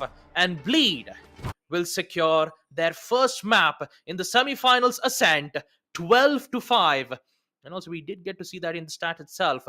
Bleed has a 100% chance on map Ascent itself. And I've got to say, they really did prove it well here, Grace. 13-5. Oh boy, VLT, they're going to have a lot of problems in the next future maps as well. Yeah, but again, I think this was a comfortable map pick for the side of Bleed. They'd already beaten Velocity here before, so I think they thought, okay, yeah, more of the same. Again, we did see slight adaptations in terms of how the map control was maintained, because that was really the main thing. Again, the agent compositions were exactly the same. I think they're comfortable with those lineups. It's just a case of we need to keep this map control, we need to maintain, or we need to shut down this map control. And we saw that on both sides, and that was what was really, really good. It's just ultimately Bleed have so much aggression under their belt. They're able to have those aggressive crossfires as well. It just really did a lot of the time come down to sneaky little gunfights and even some really amazing ratty plays. But we could sit here and talk till the cows come home, but let's throw over to our amazing analysts at the studio. Thank you, Grace. But that was a game where I believe that was anything but amazing for Velocity. First half kind of seemed like it was gonna go their way, right? They sort of pulled out a little bit of a trick out of the bag when they were, I believe, 6-1 down, 6-2. Yeah. That 7-2, I believe, and they got a couple of rounds, which I thought was gonna be leading towards 7-5, but then Bleed just, well, they just were absolutely amazing, especially Darion. What a performance from him. Individually, this guy was on fire. I don't know how many headhunter kills he got today. Every other nook and corner, he was... The collaterals, man. Yeah, he is on insane point. stuff. Amazing from the side of Bleed. Second half especially, amazing stuff. And let's have a look at the match MVP, which I believe has to be Darion. I mean, yeah, considering the overall performance he had, right, we had the battle of Sentinels. This time, believe it or not, right to Ace from Velocity was giving his all. However, Darion, at least statistically, got the better end of that deal and overall had the best performance out of the 10 players participating. 21 kills for him as a Chamber. Goes to show that, again, Chamber is just as much of a duelist if you want him to be, as he can hold down a bomb site. He is going to be that anchor, and he can also help out tons and tons in your attack as long as you are an amazing fragger. And credit to Darion, he absolutely, most certainly is one. Damage per round crossing 200 means that not only was he getting consistent kills, he was doing even further damage. First blood percentage of 33.3%, meaning out of all the rounds we saw, in at least out of every third round, in at least one of them, Darion was getting the opening kill. That, as a Chamber, is an amazing characteristic to have, regardless if you're on defense or attack, because it just alleviates so much pressure on the remaining teammates, you know, people like Juicy and all, who are also looking for those kills, because as soon as you get the opening kill, the remaining teammates can, you know, ease off a little bit. The tension is not there of getting that opening kill, and Darion certainly helped his teammates in achieving just that. But yeah, amazing performance from him. And mostly for me, Universe, this entire map was a lot about adaptation. We started off with, you know, Bleed really on the front foot. Velocity adapted to a certain extent of that, went around their way, got a couple of kills, then were looking to move on further and apply some more pressure. Bleed realized that, and after they lost a couple of rounds, they came back into it. And the same thing can be said for Bleed's own defense as well. Towards the very end, the multiple rounds that they were winning, Bleed realized Velocity are just looking for brute force executions into the bomb site. So let's hold down, let's anchor up, and let's just rely on our gunfights. And that's how ultimately so many of those kills ended up taking place for them. Yeah, and you know, look at the entire situation that has developed around Bleed. Darion taking control of everything. First kills 6 of them across the number of rounds that he's played. 21 in total for him, 327 combat score. Everybody was chiming in. Juicy had a little quieter day, you know, once Darion took to the rails.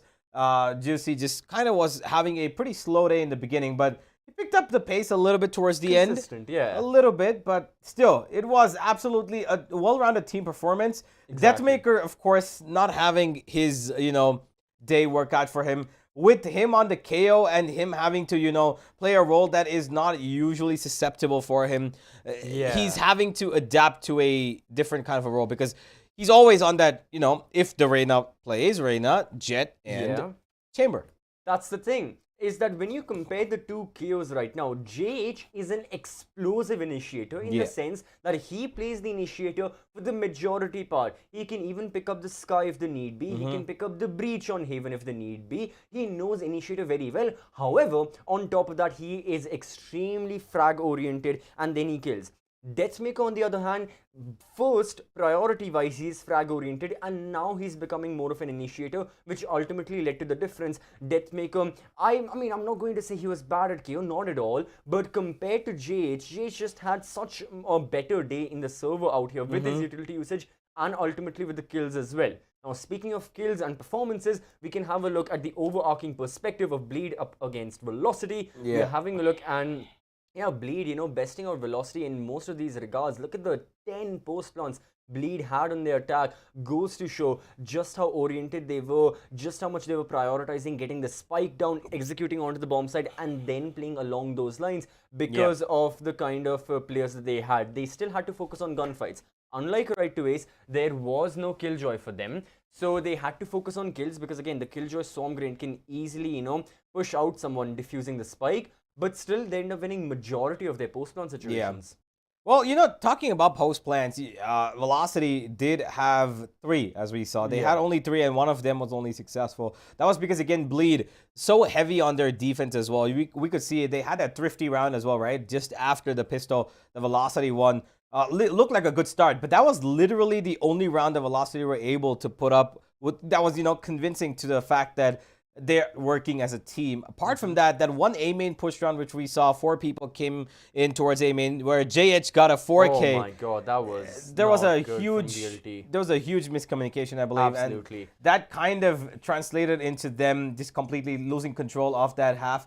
And if you look at the economy, well, in the mid round is where they kind of stabilized, I would say. Not even, completely took control of. Stabilized their economy. But the minute that second half begun, got over right there. And look at Bleed. They're always right above Velocity in terms of That's the thing. money. It's parallel lines this time. There's not much overlap, except for a couple of instances early on, round number 3, round number 5. So Velocity, they had that classic Valorant mindset of completely going for saves and then completely buying. They never really attempted a hero Vandal play. They never really attempted a half buy, a semi buy, a broken buy of sorts. Velocity were like, no. If we want to save our credits, we will save everything. We will be cheapskates. It doesn't matter. We are fine sacrificing around.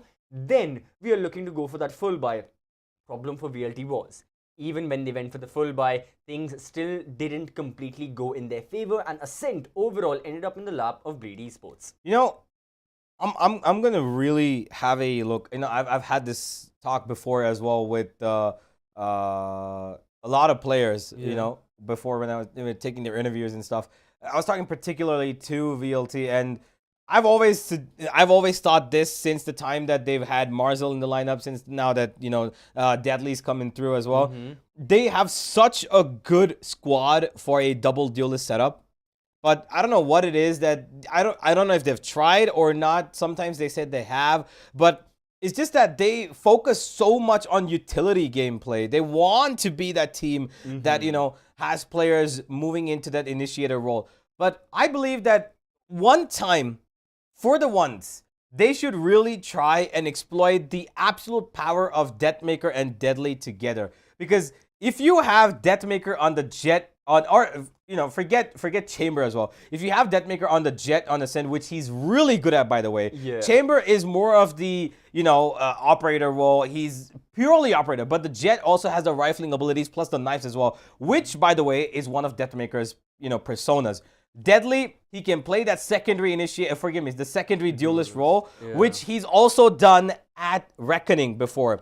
He's played the Raze. He's done really interesting stuff before as well, which I really believe is going to be, given to the fact that we have 2 players who can do a lot of difference if they play the duelist role, which I don't know if this is going to happen in this best of 5, but we're going to find out hopefully in the future if these 2 can do it together. That's the thing. Velocity also have had this experience. I still remember my first ever Valorant broadcast, my first ever professional Valorant broadcast was a Velocity game in June 2021, and back then Amaterasu used to be on that Phoenix, and they still used to run that double duelist. Again, it was Haven, very different times. Let's just say the meta has absolutely evolved. But the question is quite interesting. Now that we're seeing more and more Southeast Asian teams develop this playstyle, particularly Fancy United, maybe Velocity will follow in their footsteps, but right now we'll be following on with map number 2. Until then, we'll be going for a quick break. Make sure the players get some rest as well. In the meanwhile, all the people watching, you guys can go down the description, check out the Amazon Great Indian Festival sale. You can get massive steals on your favorite gaming peripherals and components.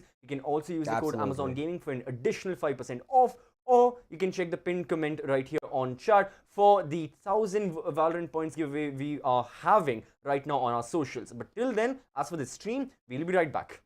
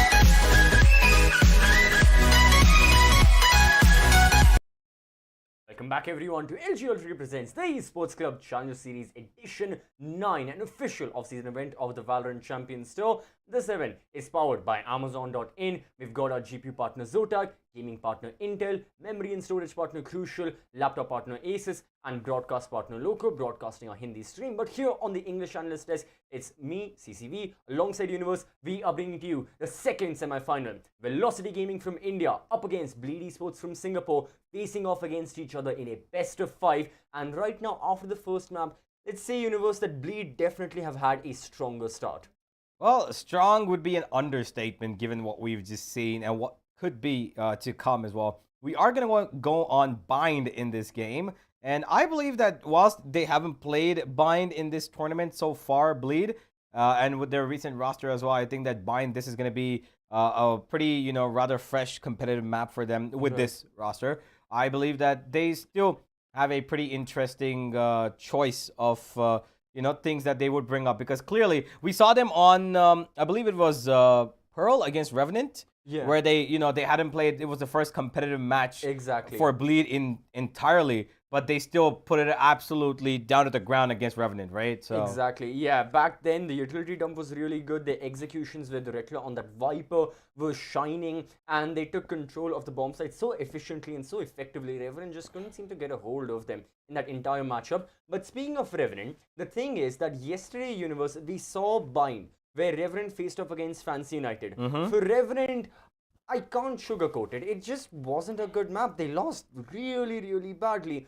Fancy United ended up defeating them, and Fancy United were running, again, a very aggressive comp, a very kill-oriented comp, where they didn't care too much what they were looking for. They just wanted to push in and kill the opposition. They had two duelists, my apologies. They had a single duelist, that was their race. They had two initiators, and then they had two controllers. No sentinels were picked. It was Astra Viper, Fade in Sky. They were going for that Prowler Trailblazer combo. They just went for complete utility dump. There were times where against Revenant, they were looking at all 4 of these supporting agents, dumping at least one of their abilities just to get control of a specific place, such as Hookah or B-Long or U-Hauls or Showers. They did not care how much of the utility was spending. All that was in their mind was kills. And the thing is, to a certain extent, we saw kind of the same thing, again, to a very minute extent. We saw the same thing from Bleed on this map of Ascent, is that when Bleed got that confidence in them, they just started pushing. I mean, we saw it on their defense right in the second half. These guys, Juicy was going and pushing in towards mid as the Jet. He had support from one of his teammates towards Catwalk, and as defenders, they're pushing forward, killing Velocity outside of B main towards B-Link, on top of Catwalk as well. It just wasn't good. So Velocity have got to make sure they instill this confidence in themselves and they retaliate against Bleed on Bind since round 1. Yeah, well, from the get-go, they, like CCV said, they have to get, their guns blazing, they have to get their utility flying and make sure that it all works out right. Because if it is not going to be flying from round 1, if not round 1, see, what they need right now is that first half at least 7 to 5 on the lower end or on the upper end. Either way is fine. On the upper end, they can go to any extent, of course. We would love to see it. But on the lower end, if they go anywhere, again, 8-4 low or 9-3 low, this is going to be a difficult one. But we find out all of it as the game begins, ladies and gentlemen. Grace and Baba, what do you guys have to think about this one? Well, I got to say on map number 2, Bind, well, you could say that Bleed has a higher chance of winning this one. But since Velocity Gaming has picked this map, it has to be a reason, right? There has to be a specific reason behind it. Like, why Bind? 100%. This is it. They will have a plan that they wish to bring to the table. Again, my main concern is that you have, again, a hyper-aggressive team like Bleed. This map, as an example, I like to call it kind of Hell in a Cell because it's so small and it's so scrappy. There's this constant...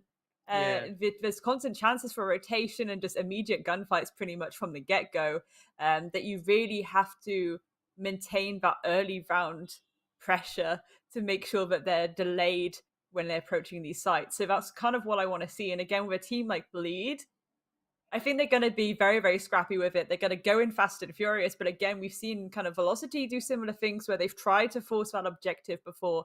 Again, potentially, maybe we will see that happen where they kind of come in and have a little nose around. And maintain that pressure, delay that execute. That's going to be the name of the game, really. And again, with a map like this, it will be difficult. I think it's just an interesting one to get these statistics up as well, where obviously we can see that the win percentage on buying for Velocity is quite high. So that's obviously probably why they've picked it. But again, I am just slightly concerned that a team like Bleed, it kind of feels a bit like it may be their playing ground, given their play style and given how that may enable them. And I feel like as time goes on, it's this idea, of if Velocity lose here, they then have to go to Icebox, and I think that's going to be a little bit scrappy again, a little bit up and down. So ideally, Velocity really need to win here now. But as you say, if they've picked it for a reason, and I'm excited to see what that reason is. If I have to guess, especially when we had the final matchups in the playoffs itself, we did get to see Velocity go up against Revenant Esports. The map was at Bind. They did ended up on a 13-2 scoreline, with the Velocity Gaming making a deadly performance, especially with both Deadly and Deathmaker just performing absolutely, they were just out of their minds. 20 kills, 18 kills. Now, the biggest question of it all is that since there is high likely chance that they could bring that same agent composition back once again when they're going up against Bleed. The main problem of it all is that can they be consistent of the kills, and can they be consistent of the strategies that they've been placed around on map Bind? Sure, the double controller setup that Revenant had placed really did understood Velocity Gaming, because usually in the early rounds, since Velocity Gaming will be on defense first, usually how Velocity Gaming would prefer on attack was that they always usually go for picks. They usually see whether if one of the players would go very aggressive. So they could use that to their advantage, mainly because of how Bleed used to play on map Ascent itself. You saw numerous amount of times that Bleed always get mid control no matter what. Even if there's a KJ turret holding on that one specific angle, you always see either a 2 or maybe a 3 defender who's just usually stacking all towards mid to ensure that they have no control when it comes to rotate, when they'll be high likely forced all the way towards the spawn side itself. So having that pressure and presence being known around from Bleed, this will be a difficult task for VLT, since they're the ones on defense itself. So maybe we might be able to see some change in the agents pick, or maybe they'll still stick with the same agents itself. And I'm pretty sure it will be the exact same thing here, Grace. This is it, and the indifferential really here is that we're seeing Heleth there on the Sky, we're seeing Rettler on the Viper. I think both utility can be useful here in different ways, but it's more the fact that, when you've got Sky's utility, that really enables that kind of clearance and the ability to go more aggressive with it. And it's slightly out of Velocity's playstyle, who do like to play a little bit patiently. So I'm really curious to see how that's going to go. Obviously, in my opinion, that's probably them reading into the map more than anything. Yes, this is a scrappy map, so we need to be a bit more scrappy. We certainly saw them have scrappy moments when it came to that last map, so it's going to be quite an interesting one for sure. Again, the chamber picks on both sides. I think that's going to get pretty nasty as time goes on. Deathmaker and Darion choosing to sit there, and that's going to be a really nice little gunfight to see. I've got to say, this is an interesting lineup coming in from Bleed's end. Double controller setups, Viper and the Brim. So since they'll be the ones who will go on attack first, I'm quite interested and also very curious to know what is Bleed thinking up to right now, especially with them being the first on attack itself. So pistol rounds, I'm pretty sure that Bleed would either make a decision to go very aggro, because, there is a likely chance that it could happen, but since we know that VLT always love to play according to utility wise, Bleed would just maybe try to waste at least 5 or 6 seconds, force VLT to use their utility first, and then once they head on in towards the execute, that's where Bleed usually gets most of the advantage. So maybe that could happen as well, but who knows? Maybe on round number 1 attack phase itself, we might be able to see who will win this pistol round. And this is it. Ideally, on that pistol round, you want to be as scrappy and fast and furious as possible. So already we see Deathmaker and co kind of going for a little bit of a whiff shot there. There we go. Crazy Guy falling down. A second one there onto Darion already. Bleed taking 2 casualties here. And that's certainly going to rustle the Jimmy somewhat. I don't think they were expecting Velocity to fight fire with fire. Velocity bringing aggression of their own. And this is exactly what we want to see. We want to see these gunners of Velocity suddenly try and get a little bit spicy with it. And that's exactly what just happened. Yep, Big rotation coming through as they try and make their way to kind of team up a little bit, play for the refrag. Teleport's ready. The deadly duo from VLT. Once again, establishing crossfire angles all the way towards round number 1. Will be forced to fall back, and Deathmaker won't be able to survive in that explosion. And with JH succeeding this one initial frag out, they still have to worry about the entire site itself, because it's been heavily fortified. But those satchel charges from Juicy might be the make it or break it moment if they find that perfect opportunity. Trailblazer once again giving vital information towards the team and confirming its suspicions that it's going to be all the way towards the B sides. Here comes the execution. Here comes the satchel charges. Deadly 7 HP gets taken out from Juicy's headshot. And now trouble starts to stew around at the hands of VLT as they start to lose control on this side itself. Juicy once again, aggressive attempt. Matrasu might be able to find beautiful opportunity. Oh, 2 kills and another from hell left to clean things out. Round number 1. For a moment there, I thought Bleed almost got the opportunity, but once they made a decision to push through the smokes, that's where VLT had the advantage. Yeah, I feel like they should have maybe forced the spike down instead of trying to go for those final gunfights. That's the issue there. They should have really worked the timer in their favor. But again, this is a hyper-aggressive team, and sometimes the downside to hyper-aggressive teams is that they're hunting so much for kills to give themselves a breathing room that the objective kind of takes a second focus, so to speak. That was really smooth from Velocity, though. Goodness me. Very smooth, especially once you saw those initial picks from VLT, they forced Bleed to push towards the B side itself, knowing that they've already dealt some minor damage to both Deathmaker and Deadly, so they had no other choice since they had limited utilities too. Now with Bleed forced in yet another pistol round, it's going to be even much more tougher. Beautiful headshot from Deathmaker. The headhunter will just find one of its prey, and now Deadly still trying to contest with Crazy Guy. The Prowler will give away such good info. Ooh, through the smoke. Deadly will get that kill. And thanks for the information being gained from the Prowler, Bleed are now starting to feel a bit more tension towards the site itself. Tension indeed. Pressure being applied, and still a lot of nice cross angles being held here by the side of Velocity too. Hopefully so Bleed once again, they're all meeting to join each other and playing for those trades, as I do think they're going to commit to this B execute. They're ready and waiting for them is Deathmaker. Can he land his shots? Yes he can. There's one. Darion finally shutting him down, but Behelif and Right to Ace have something to say. Darion and Juicy falling, and once again another very smooth round there by Velocity. Yep, quick rotates. Good information from the Trailblazers, and all it requires was just wait for Bleed to enter into their crossfires. And Velocity Gaming, I've got to say, this is a beautiful start coming in from them. Winning both pistols as well as the round next to it will help when it comes to gaining much more growth in economy rounds, and also ensure that this will be a bonus round coming in from them. Now Deathmaker, he will currently only has a light armor plus a ghost, which means that he'll be heavily relying towards the tour de force, but in order to do that, he needs to get at least a kill or two, or maybe have control towards the orbs itself. See whether if he can get an opportunity, but VLT, they have to play this safe, especially with the weaponries that Bleed has as of now. Phantoms and Vandals will be very dangerous in mid and long range gunfights. So they've got to be careful. See whether if they could find good information via the utility. Oh, good shot, Deathmaker. Once again, this time taking out the controller itself. But we still have one more, and that Brimstone needs to do all the work to block those important lines of sight. Deathmaker, good info. Forced to fall back, and now they have information on Bleed's execute. Satchel out. 100%. The execute is still coming in thick and fast. Can this shot be landed now by Juicy? Helif sending in the flash. That's going to give a little bit of an information that he is in the back of sight there, but it is now a post plant. The Bleed really need to hold on to these all-important angles. The rotation coming through here through Market. There we go. Deadly ready, waiting.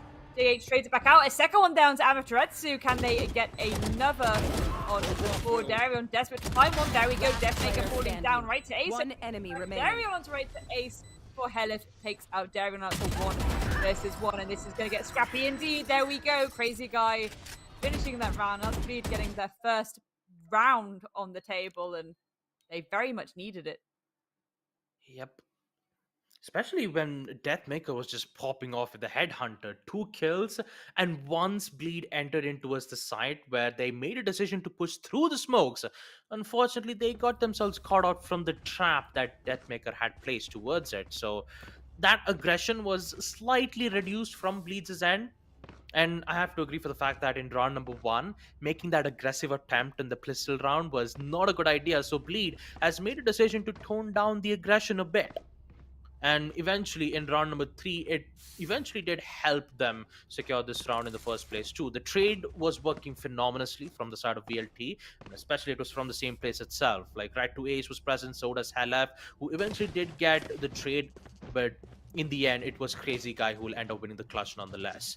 So now, talking about round number 4 itself, guys, we have a timeout being requested from Bleed. JH has the orbital strike, which is in fact very powerful if you want to force the players out from the from towards A lamps or from B pillars. But which possibility would you think that Bleed would have maximum amount of success on both of the sides?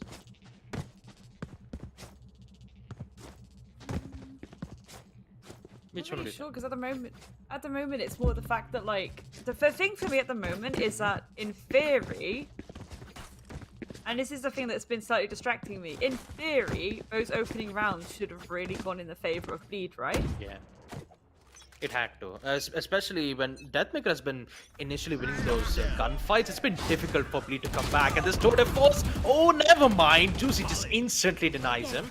My god, there goes the surprise element from BLT, and now Bleed. Pretty sure you could say that they have things under control here. Control indeed, but for now, I did say it was going to get scrappy, and I think as time goes on, it's going to get even more ferocious on both sides. It really looks like Bleed are still trying to contest, but this time going through Hookah instead. Perhaps we'll see a little bit of utility bait from Crazy Guy as well, but Helif ready and waiting. That could be an interesting one, actually, because if they're not aware that it's only Crazy Guy around that corner, they are leaving Hookah completely uncontested. Actually, the flash goes out, so that should maybe give an inkling, or at least delaying that push through Hookah, and rotation starts to come through from Velocity. Wow, what was that? Juicy taking out Helif. The right Ace ready and waiting for that refrag before Vetler shuts him down. And very uncomfortable retake now for the side of Velocity, because they've had to go for this really slow rotation. And how awkward is that rotation all the way through defenders spawn? In a very, very tight position. There we go. Crazy Guy gets one. Can he get a second? Command try to get this trade off. No, they can't. The duo swing comes through, and Crazy Guy being the one to pick up that kill. And I mean, this was a magical moment. A magical, glorious moment. Flying through the air like a majestic, a majestic unicorn. Do unicorns fly, Baba? Unicorns, I don't know. I believe there's a myth where unicorns could fly, but you know, like a Pegasus vibe. Oh yeah, maybe. Yeah, we saw. I think there's a huge difference between a unicorn and a Pegasus, right? I mean, unicorns have like a rainbowish feature to it, but I don't know whether if it could fly, but I'm pretty sure Juicy just gave a wonderful example towards it. Wait a minute, once again, guiding light. Ooh, for a moment there I thought he was going to get picked out, but no, he will still stay alive. And Juicy, he does what he does best. A headshot, removes LF, and here comes Crazy Guy. All the way towards B long. And here comes the Pegasus Peak. Unfortunately, won't be able to find anyone at the moment, but still, for VLT, it's currently, they're the ones in the danger zone here, guys. 100%, and that's a very, very long rotation that Deadly's going to attempt to do. I'm not sure if they're aware that Crazy Guy is ready and waiting for this kind of flankaroonie, and here we go. This could be a nasty little shot. Yes, it is! Deadly falling down. No immediate trade just yet, because the remaining players of Velocity are really held back by these smokes right now. They don't want to contest these angles too much. There we go. Deathmaker release gets one, but Juicy, once again, the Pegasus of the side of Bleed. A nice little 2K to finish that off, and again another promising round from Bleed. I mean, this was just nasty. Yep. The things you hate to see. I think it's really awkward in that moment too, because I think Deadly on the first swing out noticed that Crazy Guy was there, but when they went for the re-peek, Crazy Guy was just too quick with it. Even with the guiding light that had given good information towards Halef, the main problem was just executing that place itself, right? Like, you're currently in one particular corner, and once Juicy had made that initial peak, all he had to do was just establish that perfect crossfire angle and just remove them one by one, even if they're crouched or standing. So, my god, once Juicy got the initiation, once they removed 2 players out from hookah, that was it. VLT had no further control from the B side. There was no proper backup. And once Bleed realized that, they just, without any hesitation, they just pushed in directly towards the side. And once you have that huge mobility that Juicy had, especially with the satchel charges, it's going to be even much more tougher once they gain the entire control of it. And once you reach in towards post plant, that is where VLT will start to have much more problems, because all of the 4 players will be bundled up with that exact hallway itself which connects towards the spawn. So it will be easier for Bleed to just immediately remove them, since they have pillars control for more like 3 to 4 rounds. So that's exactly how Bleed has been catching on to when it comes to post-plant situations. So VLT, if they have to win certain rounds on defense, they have to make sure that Bleed should not get a post-plant situation on that particular side. 100%. Here we go. Maker looking to get a bit bolshy with it here. We could see a really aggressive play. The Prowler does go out to kind of push back Helif a little bit, but for now, Deathmaker ready and waiting, very aware that Crazy Guy is at the bottom there, but again, Crazy Guy is going to be aware of that too. There we go, beautiful trades coming through here. I'm trying to taking on Darion in the paralateral there. The Juicy ults onto Helif, and already it's getting very scrappy indeed, Baba. Boobot going out is going to try and allow a little bit of breathing room, a little bit of information almost, as Deathmaker is pushed back very aggressively here. And that's going to free up so much breathing room, but again, that spike needs to go down. There we go, J8 is blunking it. Deathmaker, beautiful shot there. Waiting for a re-swing, potential of a refrag, but it's just not coming. It's just not coming. There was no one there playing the duo play, so... And a very awkward retake right now for Velocity to try and do. There's one on Crazy Guy, but JH with the refrag yet again. A 2 versus 2. Rettler takes down Amaterasu, who's on the tiniest bit of health. Can right to Ace. Clutch this out. A 1 versus 2. Seen him do incredible things before, but no, Rettler. There we are. Another round on the board for the lead. And again, the importance of trades was very evident in that round. Yes, indeed, Grace. The way how Bleed has been progressing towards the round, especially with the aggression being showed around from the side of Juicy, VLT have been struggling a lot. Especially, it was funny the way how Juicy used his pistol as a way to, use a fake flash to maybe, force the op player to just look from behind. But, that apparently did not work out. But in the end, that was the main problem that I was talking around here. The same thing that I said from the previous round. Bleed, once they get control on post plant and control towards pillars, that is it. That is more than enough for Bleed to secure the round on attack itself. And Darion, you've got to be careful. Oh no, bad positioning, but he still gets the kill anyways. Oh man, the timing from Darion. If Deathmaker had that perfect timing while he was too busy using the TP, he would have got that kill. But man, that has got to be so unfortunate coming in from VLT's end, especially Deathmaker, since he's the one who's been removed out of that place. A ton of Mutil being sent out by Deadly just to shut down this pressure in showers. And there we go, Juicy falls down. They're trying to push back the pressure. Mutil of their own. Darion, beautiful shot there. Deadly getting caught out a little bit in the crossfire there. No! Here we go. Darion gets us the third one now, right to Ace, but health ready and waiting. Goes for the swing there from Lamps. And it's all very scrappy yet again. Helif in a 1 versus 2. Again, how many 1vx's do Velocity need to find themselves in? Can this one finally be clutched out? There is a little bit of util in pocket. Going to a though. This is quite interesting. No, J is too fast with it. And there we go. Man, so close, yet so far for VLT. Once there was a glimmer of hope when it comes to gaining the early advantage. When Deathmaker could have got the kill off from Darion, the timing is what is going to give Bleed the advantage that they require. 3 kills from Darion, as it will secure 7 kills. The same thing can also be said to Juicy. And right to Ace's opportunity to get a headshot to remove Darion off of that place was very unfortunate too from his end. Now on round number 8, with VLT only securing 2 rounds on defense, especially winning their pistol rounds, Bleed have finally managed to adapt their situations. And Juicy, he's got to be really careful about that boom bot. Information's being given, he's got fall back, but Deadly somehow gets caught out from the crossfire. And with it, the trap that had been laid around from Bleed has worked out successfully. Removing 2 players once again from VLTs, and Bleed will now focus towards the A side, knowing that there is a Viper smoke being placed around. They will go for the push, and now it's all at the hands of Deathmaker, who could make this play, but that smoke being placed is going to be even much more tougher for Deathmaker to get those kills. And that's really unfortunate, the immediate collapse there. I don't know if Bleed are aware of how open this site is, but now they certainly should be. This is going to be a very uncomfortable retake for the side of Velocity. Well, there we go. There's one for Deathmaker. Crazy Guy falling down. A spike has been forced, and now the timer is very much in the favor of the side of Bleed. 2 versus 4, right to Ace and Helif. That's really trying to lure out some of these players, get these 1v1 engagements, but I don't think Bleed are going to give it to them. I think they're going to easily play in these duos now, and this is going to really be a uncomfortable retake. Oh, well, there's at least one. Now we're falling down, no need to trade just yet. Juicy, there we go. 3k for the round thus far.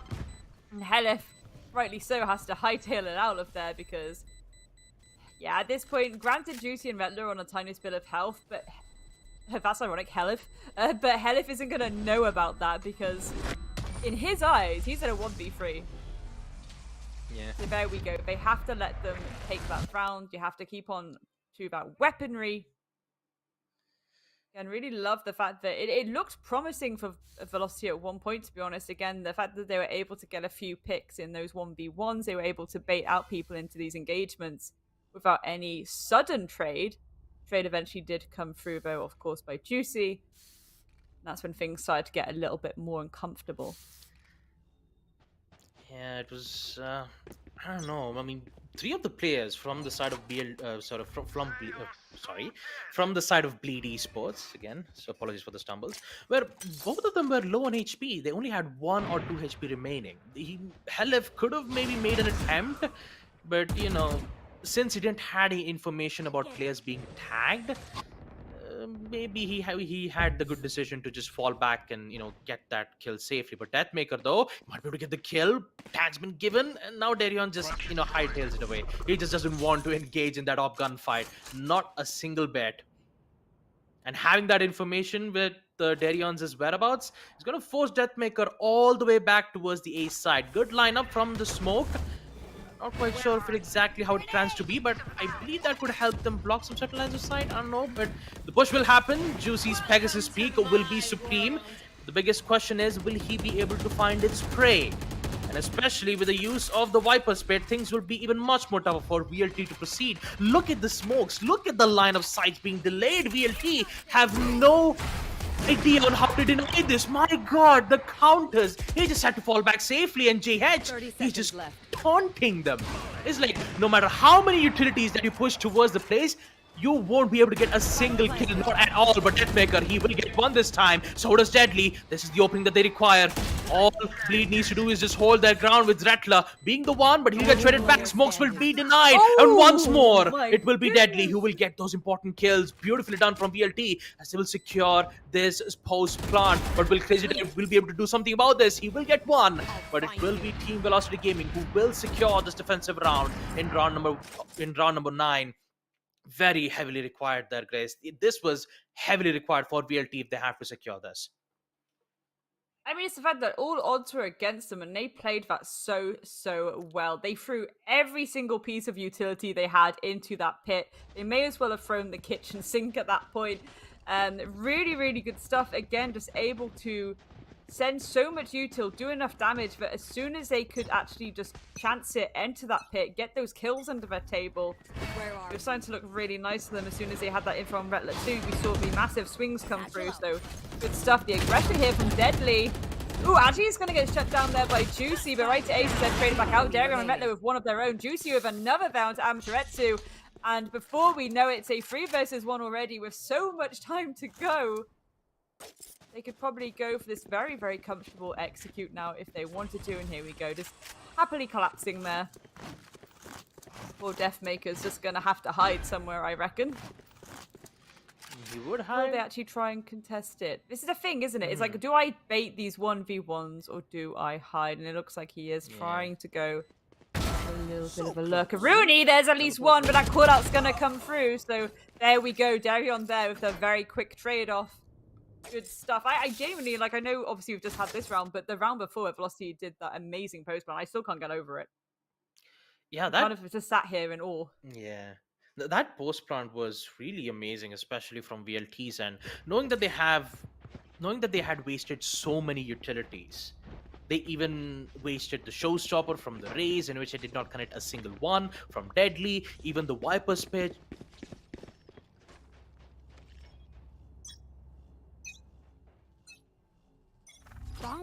Insane stuff. Blocked the certain line of sight.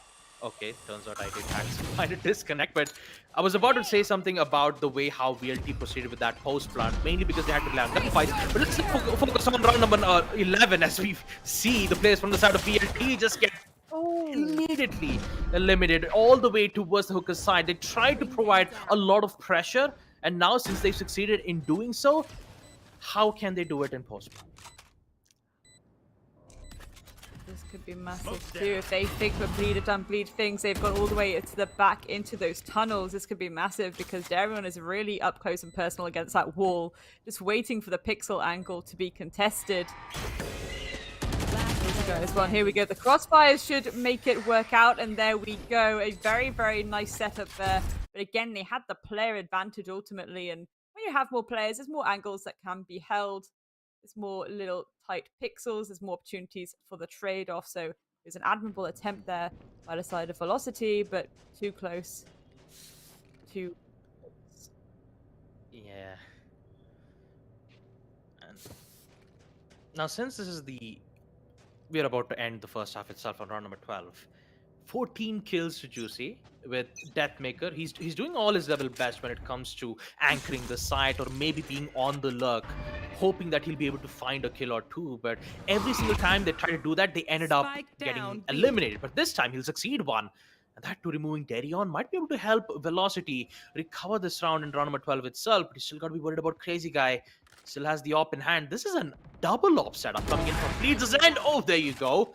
There goes Deadly all the way from the Showers' side, which means it's all up to Deathmaker, who needs to make this play an important one if he needs to secure this round on defense. Now, since one of the duelists has been taken care of, and also the Sentinel, they have secured when it comes to man count. They've equalized it to a 4v4. But once that Nightfall comes into play from Madrasu, in which it happened right now, the Showstopper will disconnect. Yes, it does. There goes Haleb, but he forgot about right to ace. All the way from the box's side, he needs to find a way to remove Raze. But he's all the way deep within the place. He has the information, and needs to get a kill. He finds one. He gets a second. No, Juicy gets it. There we go. Entire clean out from the A side, and it's Deathmaker once again in a 1v3. A very difficult situation that Velocity Gaming is currently in right now. And this 1v3 will be even much more tougher. There you go, Juicy. They come back with a triple kill and end things off in the first half with a 9-3 scoreline.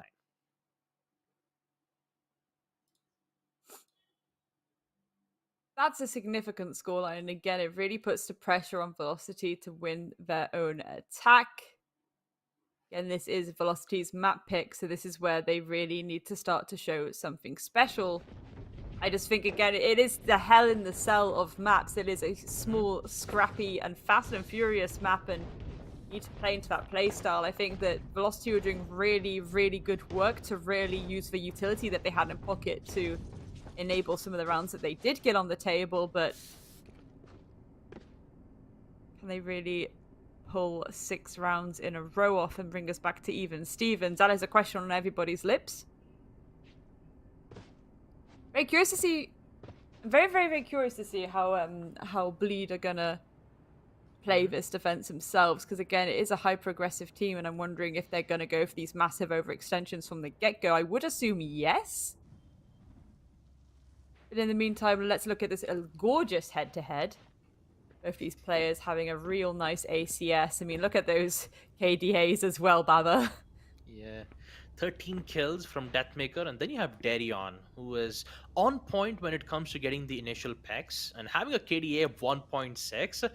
Although, even though you do see Bleed gaining the advantage on most certain times, Deathmaker is still being consistent when it comes to challenging those duels. Sometimes Darion wins the gunfight initially, and sometimes Deathmaker does when he has either an open hand or maybe a kill when he gets it from the headhunter. And currently, he's the one who's on the top of the leaderboards with 13 kills. Meanwhile, we see Deadly having 4 kills in the first half itself. Mainly, I think it has to do with Juicy's performance too. 17 kills, especially when you have a showstopper and the satchel charges, which can give you instant control on the site. And when you have a double controller setup like JH and Retla, JH usually just using the smokes to block the important lines of sight, whereas Retla will just give some denial of information just by placing the walls in a way that could put some pressure towards VLT, thinking that maybe Bleed would execute towards A. Having that fear in mind, having a double controller setup like this is going to put VLT in a lot of pressure when it comes to gaining information. And now, since the second half is in play, it's 9-3, with Bleed currently securing 9 rounds on attack. This is a double controller setup, which in fact will be even much more tougher for VLT to proceed in towards the attack itself, mainly because of how strong that they could hold both of those sides with just 2 controllers. So VLT, if they have to bring this match back up, they've got to make sure that they win every single rounds, including this pistol. Yeah, and the pressure certainly is on now. Retler ready and waiting in hookah, though. This could be pretty nasty, because I don't know if they're aware of the trio swing coming through. Very good. Deadly getting that opening pick. Darion taking out Deathmaker, though, but it's immediately traded out by Helif. So this is already a very, very good start for Velocity. That plant is going down. Planted. Again, as we discussed before, a bit of an awkward site to have to retake, because you've got these 2 specific choke points from the back, and the attack always know, and they can hold these crossfires like there's no tomorrow. They currently have information, but all they've got to do is just find for the peak, and Deadly will just get that headshot. Beautifully done. And now in a 2v4 situation with Bleed having some particular issues, Crazy Guy is just going to go all the way towards the hookah side. Meanwhile, Juicy, aggressive attempt. He will get one, but will get blown out from the boom bot. And now, since the time has been ticking down, Crazy Guy will be forced to go in for the peaks. Will get caught out from Deadly, as he will secure 4 kills in the second half itself. A beautiful reply being made from Team Velocity, as they will show their presence known all the way towards the B site. And with it, Bleed, by losing this pistol round, you could say it's a feeling of deja vu here, Grace, especially if I have to take things consideration on map Ascent.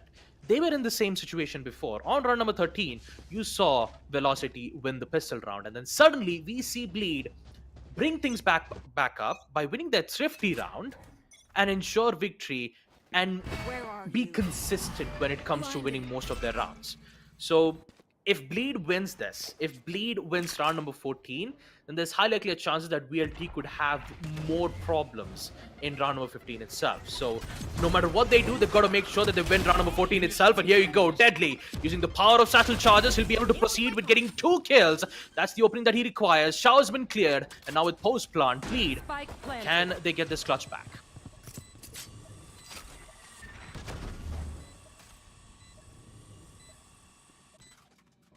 We see the push being slowly going around as Deadly, the one who has secured 4 kills in the previous round.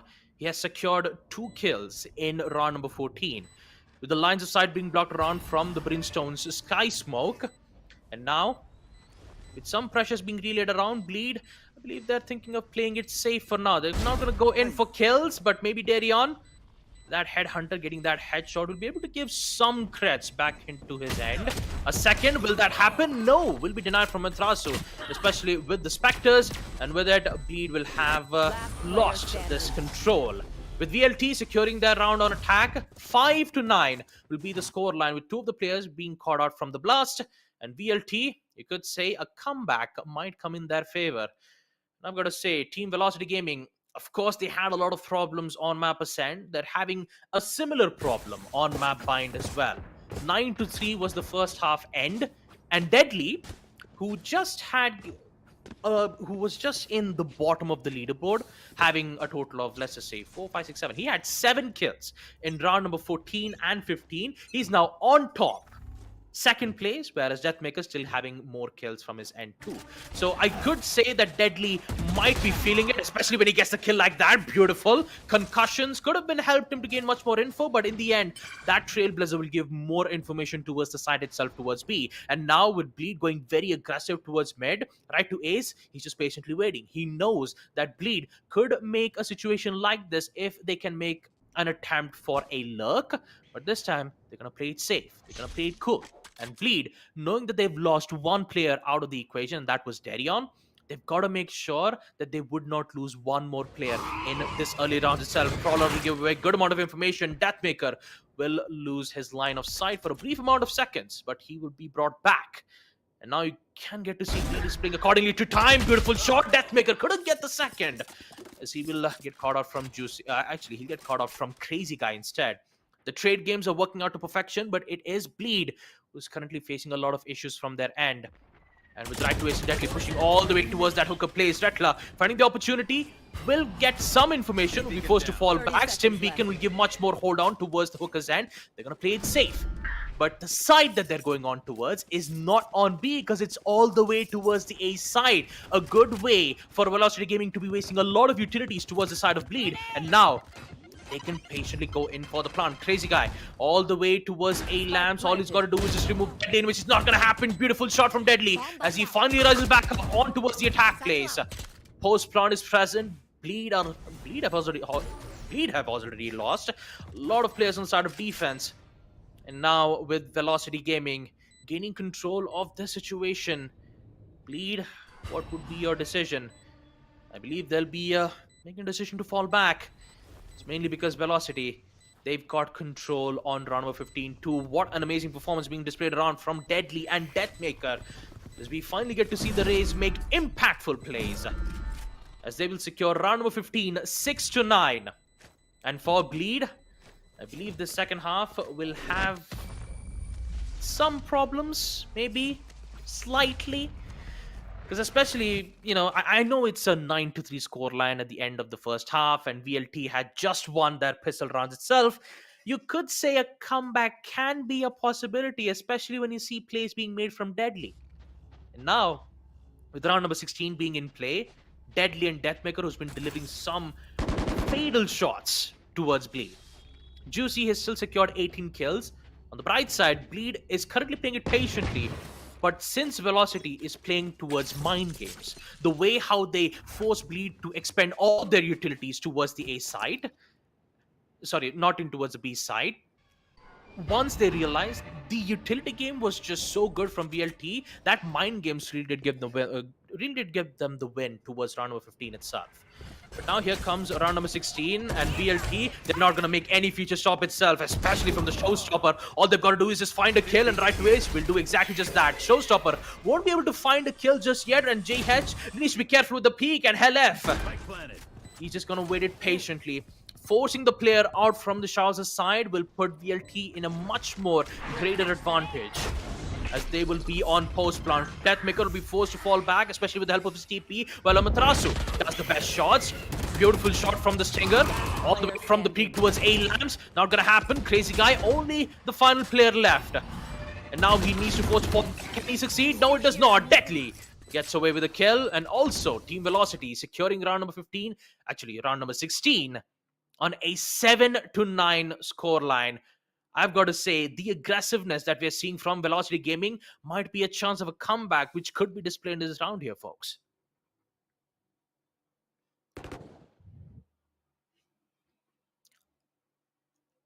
This is amazing to see, man. 14 kills to both Deadly and Deathmaker. Although the first half defense wasn't looking too good from their end, and Bleed, who was supposed to have much more control since they have double controllers from Retla and J Hatch. It mainly has to do with the initial peaks, and Darion, my goodness, he's about to get a kill, but no, that jump peak will give away the information. Deathmaker will just, casually just fall back. He doesn't want to engage in that gunfight itself, especially when you have an op player like Darion, who's just on point with those shots. And since VLT have some good information regarding Darion, now they'll just have their eyes set on towards the B side itself. Guiding Light will give the information that one of the player might be playing towards B teleport, but since that information might not be as accurate, it will be difficult for Velocity to understand exactly where their positionings are. So they'll just go in for a crossfire angle peak, and the execution will be made once again all the way towards the B side. Smokes will be used to block some certain lines of plays, but that definitely will not stop Deadly itself, especially when you have those active charges, information from Horns, everything is present. But the showstopper from Juicy might be able to make it or break it moment, but I believe that is not necessary because you still have the crossfire angles from the side of Bleed, who will secure 3 kills, which would lead to Matrasu and Deathmaker, the only 2 players left who needs to make a push all the way towards the B side. And now this is troublesome from VLT. Once they had the opportunity, now it's slowly falling apart. Deathmaker will find one by removing Crazy Guy, but he needs to be careful on 2 of the players. And let's not forget, time is running out. They only have 10 seconds left. They need to go in for the push. Deathmaker will find one, but Darion will get the best of it. And finally, we will get to see Team Bleed secure round number 17, putting themselves in the double digits, 10-7. Now I have got to say, Bleed, amidst all of the chaos that they had to go through towards Velocity Gaming in the second half, they have finally secured a win on defense. But the main question of it all is that, can they be consistent? Timeout has been requested from the side of Team Velocity Gaming because they desperately need it, because they had the major advantage in the second half itself by winning 4 rounds of attack. They won the pistol round, they even won the bonus round itself, which really did put Bleed in a major disadvantage when it comes to the economic growth itself as well. And now, since they've secured a round on defense, they even have the Nightfall from Crazy Guy and the Tour de Force from Darion. I'm pretty sure he's not going to use it right now. He's going to use it, he'll maybe use it on round number 19 itself, especially if Bleed decides to lose the round between Team VLT if they do succeed the round itself. But I've got to say, Deadly, although his performance wasn't being shown around from the first half itself, while VLT was on defense, him getting 4 kills in the second half pistol round, and the next to it getting 3 kills, not only has he been dealing impactful damage towards Bleed's end, but removing the important controllers like Retla, sometimes Deadly succeeds in removing Darion out of the plays, which did give a lot of opportunities for VLT to secure the site itself. And what's even more promising is that they have maximum control when it comes to post-plant. So for VLT, losing this round on round number 17 and that timeout being requested, they have a lot of things that they need to focus on to. Especially, how would they focus on removing Juicy out, since he already uses Showstopper? The second, how would you focus on those crossfire angles that have been placed from the B side if things didn't work out well from Bleed's end? So let's see if round number 18, will it favor from VLT, especially with the timeout being requested. Bleed will also be thinking of the same thing. Aggressive approach from Darion's end, all the way from side of mid. Maybe he might be able to get a kill or 2. Prowler will be giving away his information, but in the end, he will still get the kill nonetheless. While Deathmaker does the same too by taking out both of the controllers. This is looking huge, especially with Bleed losing both of the controllers. They don't have enough amount of lines of sight that they can block. Now, this is looking good from VLT. Now they can just push in, only worrying about Haunts and also the duelist Juicy. So all the way towards the B side itself. Although they don't have information, they have at least some clearance knowing that 2 of the controllers are out. Now they can just use with the help of the Trailblazers, and Crazy Guy will just immediately, he's going to use his ultimate and use the teleport to back away safely. But the dangers that's going to cause around from the B side will be even much more deadly. The plant will happen nonetheless from Matrasu. Post-plant will come in, and Bleed will have once more problems. Darion will be having a lot more issues when it comes to securing a kill or 2. And since he needs to rely on information from the Haunt, Amaterasu will just relay it back with the Nightfall. And now, Juicy, will he find a kill? Yes, he does. That's one. The only problem is the Hooker's control will be even much more tougher for them. And Darion having the op in hand. You forgot about the Amaterasu, who's all the way towards the side. The angles are being made, and now Juicy left in a 1v2. Satchel charges being used to hopefully find a discussion. And the denial, my goodness, Juicy! What a clutch! 1v2 gets a quad kill, and Bleed, they will get away with another win, 11-7. That satchel charge was used more as a distraction. And that distraction forced Amaterasu to look at the top of the green boxes. And it forced to deny the trade outs. The crossfire angles worked perfectly. And then Juicy had to do that.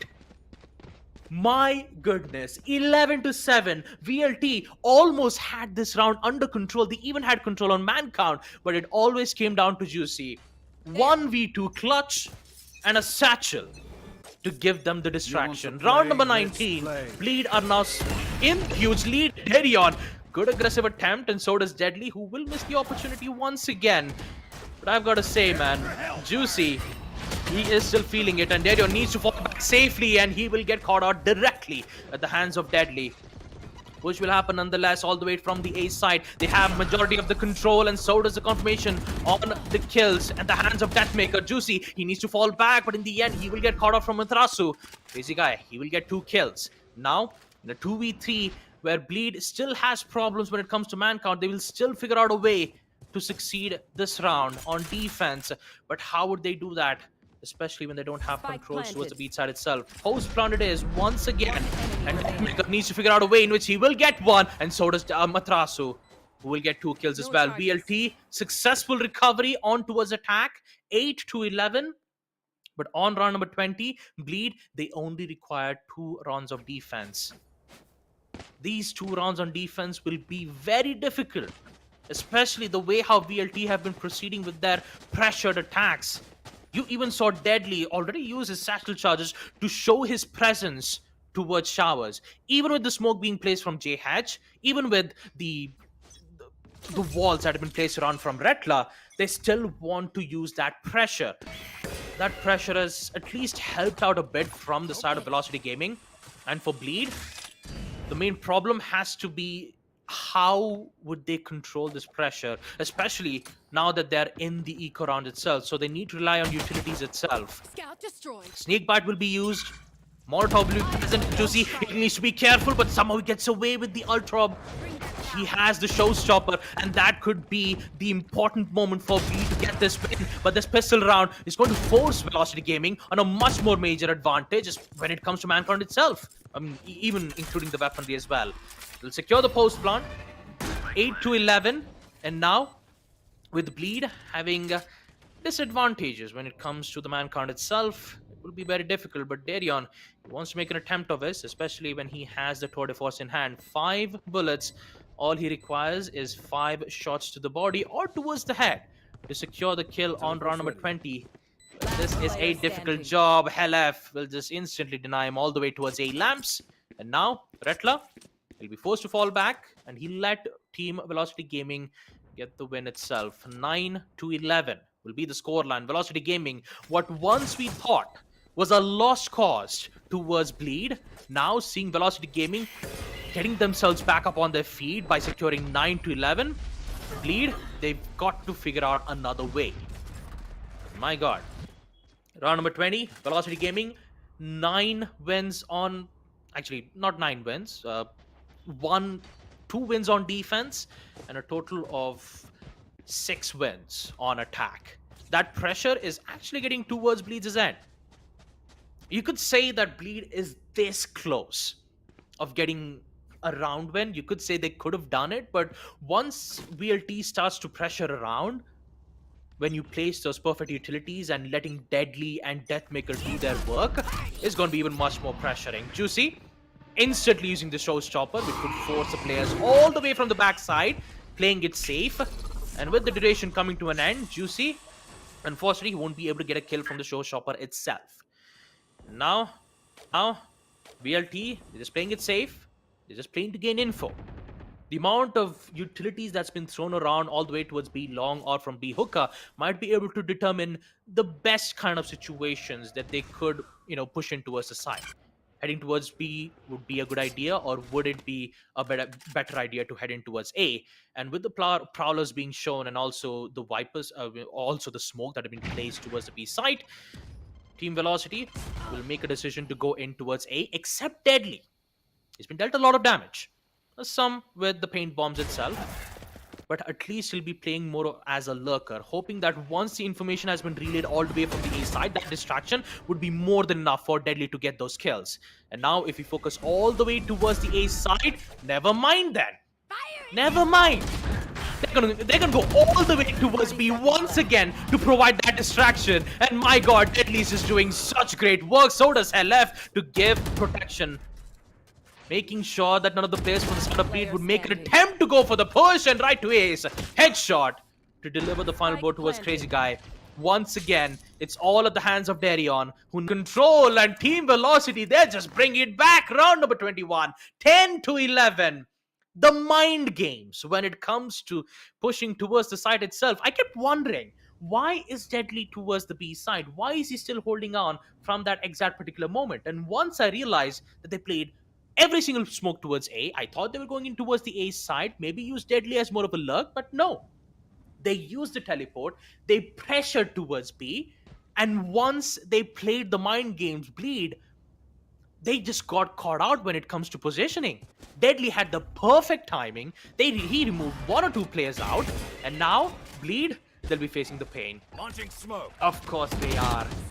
And the amount of pressures that Bleed will be facing onto, especially on defense, will be huge. And when you have Deadly, who's been facing around in the man count, all three of them towards the B side, with Deadly and Matrasu getting those 2 kills. Darion will be having a lot of troubles, but this headhunter getting that headshot will be huge. He will get to safety. Crazy Guy, best share of efforts to hold his ground, but it's still not enough because you have 2 players from the side of VLT holding their ground. Control once again at the hands of VLT, and now they have a chance to equalize it. 32 HP, once again, it's at the hands of Darion. 1v4, Deadly is in 3 HP, he'll get picked out, and once again, Team Velocity, they will equalize it 11-11, folks. What once we thought was a 9-3 scoreline in the first half, we see Team Velocity bring it back 10-11. Actually, apologies, 11-11. They have finally equalized the score count on map bind, with Deadly having a ridiculous performance, 22 kills, and Deathmaker getting 21. What can Bleed do in this situation, man? On defense, especially when you have those 2 heavy hitters from Velocity Gaming who've been constantly pressuring them every single round. On attack, Darion, jump peek from right to Ace, information's been given, and now they'll just immediately decide, you know what, an Opper is playing towards the A side, let's just not contest it, focus on the B side, see whether if they can find a way to remove the Viper out of the play, but it will be a difficult one because Viper Splitter has already been used all the way from B long. And I'm going to say this will be a pressuring one to do that too. Juicy gets 2 kills, an important one, which would hinder a bit towards Bleeds' end. Darion, the biggest question is, will he succeed the gunfight towards Deathmaker? No, he misses the shot. He falls back. It's all the way towards the heaven side itself. And now, with that 2 heavy hits been delivered from Juicy, having the opportunity of getting a heavy execute towards the B side is a no-go. And now, not having Deadly and right to Ace, which could have been helped when it comes to blocking lines aside, executing this B push will be a huge pain for them. Especially once Crazy Guy uses his Nightfall, it'll be even much more problems for them. DK's information, Prowlers, they somehow gets away with the kill. JH used the orbital strike all the way from the hooker side because they know that would be the main play. Flash is being used from Hell F. Control is still present, but they're still losing a lot of time. They have to go in for the kills. Deathmaker, the only sole survivor left in this gunfight. 1v1 is the battle of the chambers. Who will get it? It will be Darion! The shot from the Headhunters will provide Bleed match point in round number 23. 12-11 will be the scoreline, folks. My goodness, what a close round. Darion, the savior for Team Bleed Esports, It was such a close round, and that too, Deathmaker, he was forced to go in for the peak. He had no other choice. He knew that once Darion would set his sights towards that box, that would have been all it. He had to commit to that gunfight, and eventually, Bleed will win it out. Bleed, timeout's been requested. This would be the final timeout. And I'm pretty sure that if VLT wins this, we might head in towards overtime. And I've got to appreciate Juicy, though, all the way from Hooker's side, getting those 2 initial kills just by removing Deadly and Right to Ace was more than enough for Bleed Esports to get firm control from the side itself. Viper Split was present all the way from B long. Even the Orbital Strike was present from JH. So the whole site was on lockdown. Even Darion was holding all the way from the A side to prevent any players to push all the way from the side itself. He's a sentinel after all. He can be able to hold perfect lines of sight. Everything was put into place. And it was all thanks to Juicy, who made this round win happen in round number 3. Beautiful plays from him, as he will secure 24 kills, 22 from both Deadly and Deathmaker. The deadly duos from the side of Team Velocity Gaming. I've got to say, man, we are back at the round of ones here, folks. Round number 1 for VLT to secure overtime, and 1 round for Team Bleed Esports to secure map number 2 and have 2 map wins by securing Ascent and Bind. This is it. Velocity Gaming, this is their map pick. If they lose this, and if we go to Icebox, high likely a chance that Bleed have a higher chances to proceed in towards the grand finals. So they've got to make it count. Everything is in the hands, especially in this round itself. And Amaterasu, really got to be careful. Oh boy, that is definitely going to hit them a lot. With the Amaterasu gone, no more information from the Prowlers nor the Haunts. So they have to rely on smokes, and Darion all the way towards the place. The jumping raise will be downed out from Darion. What? Crazy gets 1, so does Right to Ace, who needs to get this win. It's a 12-11. The flanks are arriving. The Black Up is almost on its way from the side of Bleed. They will at least secure post plant, but it's just Right to Ace and Halef left in a 2v3. They only have the Orbital Strike. They've got to make it count. The information will be given from the Trailblazers. The Orbital Strike will be used very quickly. Not a lot of time left as Jadon gets 1 more. It's all at the hands of LF. 1v3 as he will secure 1. A headshot to remove Darion. He gets a second. Yes, there might be a chance. 1v1. J Hedge. He needs to get the kill, in which he does not. LF will secure overtime. Ladies and gentlemen, we are heading to overtime. Round number 24. It's equalized, 12-12. You guys might be wondering what exactly happened from Grace. Unfortunately, she had some issues, so yeah. But all in all, I've got to say, Team Velocity Gaming, what a performance here, folks. 12-12, an amazing clutch from Halef, which means the match is not over yet, folks. We are heading to overtime. OT number 1. Team Velocity will be on defense. My God. Never have I ever expected a overtime coming in from the side of VLT, especially in the first half itself with a 9-3 scoreline. I'll find you. Oh boy, Bleed almost had the chance, especially when Darion had the opening pick. For a moment there, I thought Bleed had the advantage, but VLT secured a 2v4, a 2v4 on round number 24. Man, this is something else, and especially with Crazy Guy, he could be playing in a very good angle, especially with the help of those smokes blocking its certain lines of sight. Deathmaker, he has no idea that Crazy Guy has pushed onto. Maybe he knows this, but no, he does not. Crazy Guy gets the opening. So does Juicy. 2 kills. There goes both your Sentinels and the Controllers. They got to make a push. And now, Bleed, they're forced to push all the way from the A side, but you still have LF still holding on towards the A lamps. Even though both of the players have been eliminated, LF still needs to figure out a way. It's not gonna happen. Not like it's a headshot. It's now a post plant at the hands of Bleed in a 2v4 situation once again. It's all at the hands of Amaterasu and Deadly, who's been dealing major damage while they were on attack. And now once this push would happen, the crossfire angles will be huge. The skill charges won't be able to get a kill. A trade will happen. But in the end, it will be Juicy who will get the final frag. OT match point at the hands of Bleed as they will secure OT match point. The game's not over, but the game's not out yet, folks. Team Velocity Gaming, they can also secure their rounds on attack. Boy, oh boy, will this be a huge matchup.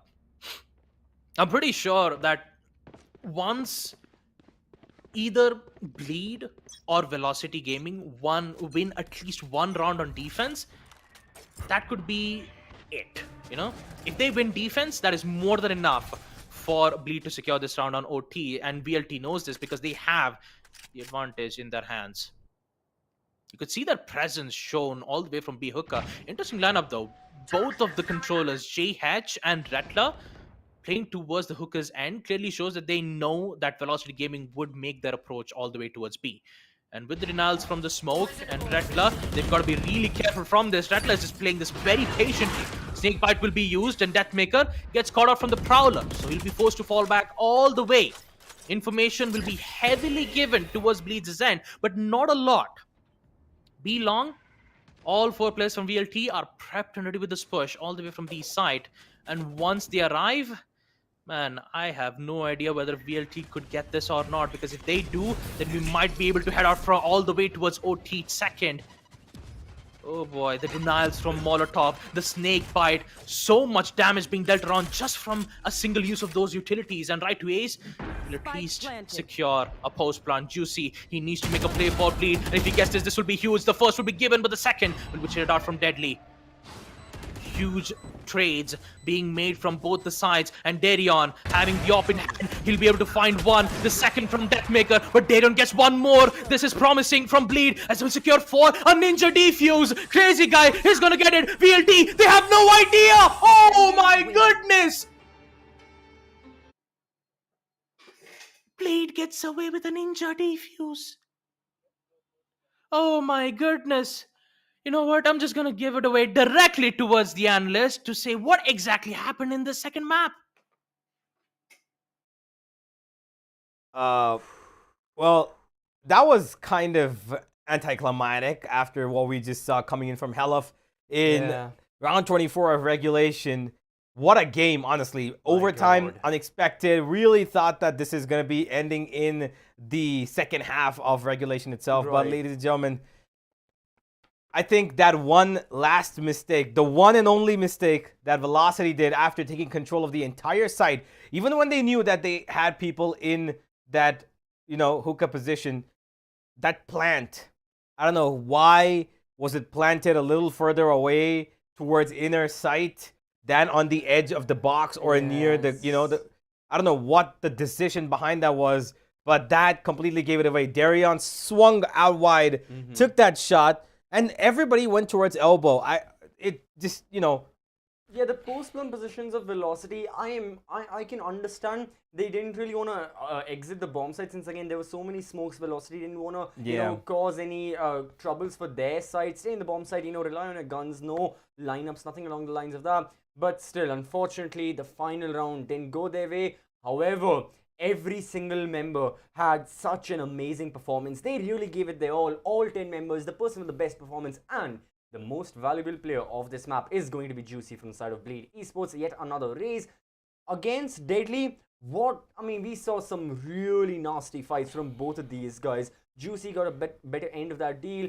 An average combat score 318, 27 kills, damage per round going into the 200s means that he was well within his right to contest, you know, any gunfight he wanted. And this was kind of the mentality both of these teams had. I am very glad Velocity finally took initiative. Universe, we were having this conversation as well, right? That on Ascent, VLT were way too passive. They were waiting for Bleed to make the move, try and counter it, but it never went in their favor. This time, Velocity on attack were the ones asking the questions like, we will send Deadly, satcheling in towards showers, just firing in the air as well. How will you deal with that?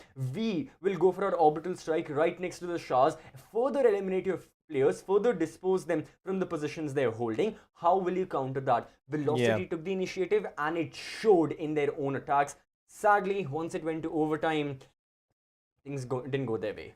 Well, it was all up to the one and only attack that they had on that regulation side that, didn't really work out to their best until the last couple of rounds. Right. Because they had control. And then that 1v3 from Helef was everything that they needed. The confidence comes in. All right, one of our players has got the 1v3. Yeah, this is what we need.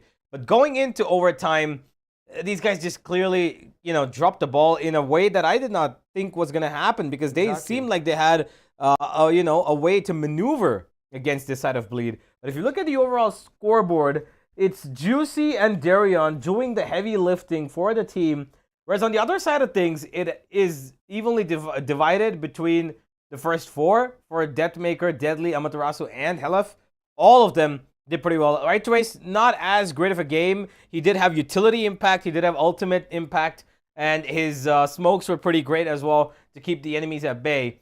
But the overall statistic is to show that Juicy and Darion were absolutely dictating the pace, the game. Some shots from Darion were so crazy, I don't even think anybody believed that it. force on top of the truck as well. The amount of kills he got with that. And again, the fearlessness Darion had. At times, we saw the same characteristic be employed from the side of a Deathmaker as well, right? He's going for kills he wants. And we saw him go for those kills. It worked in his favor, but again, it's just those minuscule margins by which Velocity ultimately ended up losing that favor the side of Bleed, who overall ended up committing fewer mistakes, shall I say. There were still some chances where both of these teams, they could have had the rounds in their favor. I think the 1 versus 3 of Helef is a precise example of Bleed kind of dropping the ball as well, isolating 3 gunfights back to back to back while they were in the midst of defusing the spike. But overall, the performances from these teams really solid, and got to say, their attacks were imminent. If these guys planted the spike, it was highly, very, very likely that the defenders were never able to get their hands on them. Look at that, 9 out of the 10 post plants on attack working. For Bleed, 9 out of the 11 post plants Velocity went for, going their way.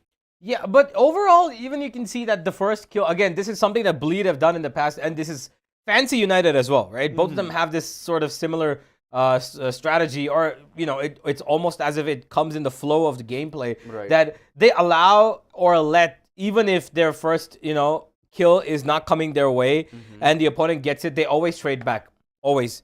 And that's exactly what happened here as well. Even if the trade comes a little later, there's always somebody finding that 2K, there's somebody finding that 3K. There's something or the other always happening from the side of Bleed.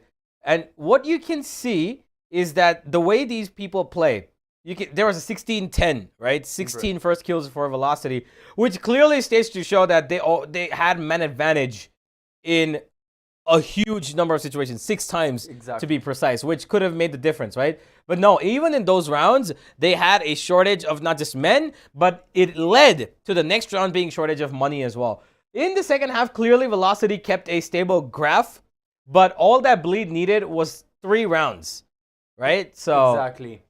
Yeah, looking at this graph now is how I know I am not the best when it comes to maths, because there's a lot going on. We'll try our best to, figure it out and paint a picture to the audience with respective of to how the rounds were going. Early on, Bleed were looking super strong. Velocity once more, when it came to their own defenses, they weren't having the best of times. The 9-3 half, or like for Velocity, the 3-9 first half that happened certainly came with its fair share of problems. Economy not going their way. Whenever they were trying to hold off the executes from Bleed, Velocity, their hard hold strategy of the bomb sites weren't working. They were getting picked off. That was the main thing. Yeah. When we saw Bleed, my apologies. When we saw Velocity up against franchise players on Bind, back then the hard hold strategy of a bomb site worked for Velocity and even for FPS, because both of these teams, they were really level when it came to the gunfight. Sometimes the defenders were winning, sometimes the attackers were winning, and they were ready to take up their chances in a particular round. Yeah. This time, at least for the first half, Bleed were winning a lot more of the gunfights, which also goes in tune to what you were saying. Yeah. It's not how a round starts. It's not how Velocity were getting the first kills. It's how the rounds were ending. But as soon as the round changed, as soon as, the sides changed, as soon as Velocity went onto their attack, that quickly followed suit as well, where VLT started winning a lot more of the gunfights. The thing about their first kills is that if you look at the numbers, if they were to translate into the number of rounds that are going to come through, right? 16 kills, they could have easily converted at least 9-10 of them. Yeah. But that was the difference, right? Out of those 16, they probably barely converted about 4 or 5 rounds, in their favor. And that most of those actually came in the second half, right? And the problem with that is that Bleed are confident even when they're playing with lesser numbers. Yeah. Velocity, the minute they drop a ball, 1 out of their 5, they have a problem. Their structure starts to immediately disintegrate, and they get a little bit of a, let's say, I don't want to say panic, but I do want to say that they're a little bit more flustered than they usually will be having the players. Some time to retreat and rethink amongst so themselves. overall, that 10 first kills that Bleed got clearly had more impact. And even though that first kill didn't come through, we can see they won the 14 and Velocity are on 12, ladies and gentlemen. But it's the final map. Is this going to be the end of the South Asian region and Velocity together in the TEC Challenger Series? Or are we going to see Velocity pop out at least one map like Revenant did yesterday? We'll find out in just a bit. Don't go anywhere. We'll be back with just a little bit more action. Hopefully it goes to map number 5. But next one, Icebox, is yet to come. And we'll be back in just about a couple of minutes.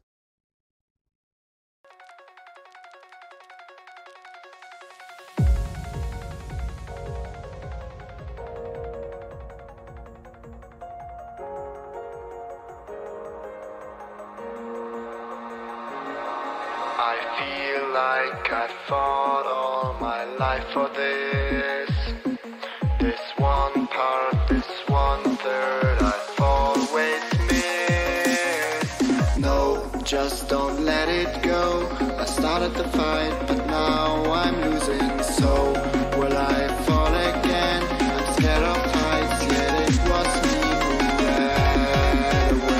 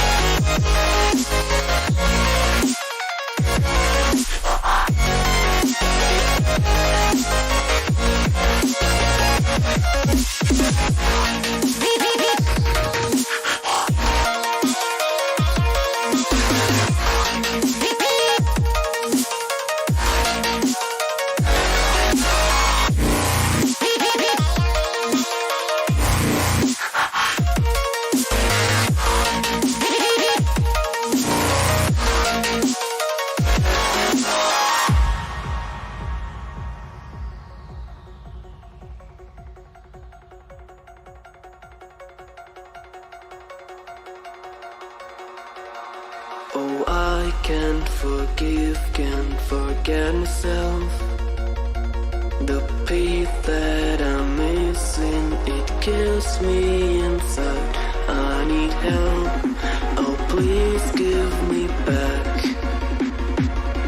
This one part, this 1/3, I'm sorry I lost it. No, I let my weapons fall.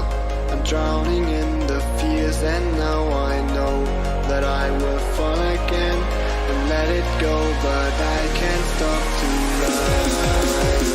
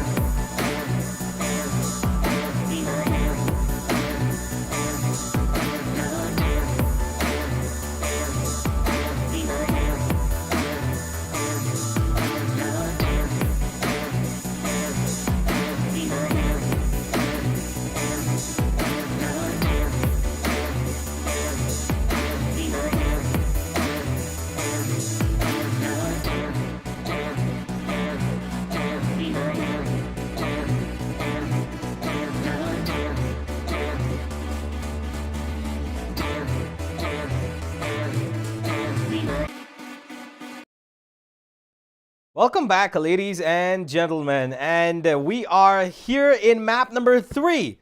Icebox is to come as the TEC Challenger Series is back, which is powered by Amazon, our gaming partner Intel, our broadcast partner Loco, memory and storage partner Crucial, laptop partner Asus, and of course our GPU partner Zotac. Well, I'm pretty sure that after 2 maps of absolute, well, I want to say pretty great performances. Yeah. First one being from Bleed, first map absolute taking, right by the throat. Second one took a little bit of fighting, but they find the win eventually in the end on Bind, which again was a map that they hadn't played in this entire series so far. They had a brand new map to come in, but they still show how they are absolutely ready for anything that's thrown at them. Clearly reminds me of what we are going to be seeing on map number 3, Icebox, which I think Bleed should be saying, as Thor said in Love and Thunder, this ends here and now. At least, I mean, that's what at least Bleed would be predicting, and I really hope that Velocity are ready to prove them wrong. Yeah, hopefully, Velocity, kind of like the Love and Thunder, the dude, the villain, who's the god killer. Velocity are like the SEA killer. Point I'm naming it's all right. I don't think Marvel jokes are for you. Yeah, because they're for no one, except for kids. Right now, however, this match is for everyone because it is certain it's going to provide a lot of entertainment, and there's a reason why I say that. Bleed, they have played on Icebox. We saw them play on this map against Alter Ego in the group stages. Bleed ended up defeating them. Velocity, it's a map with which Velocity has had complicated relations. There used to be time where Velocity really liked it. Then they stopped playing it to a certain extent, but they have been picking it back up. And it's one of those maps that's not the strongest in the arsenal of VLT. However, it's still a consistent one nonetheless. Problem is for Velocity, if you provide the overall context of this BO5, as we'll be jumping into our map results, Velocity's backs up against the wall, just like Revenant yesterday against Fancy United. They need to crawl out of this 2-map disadvantage that they have found themselves in.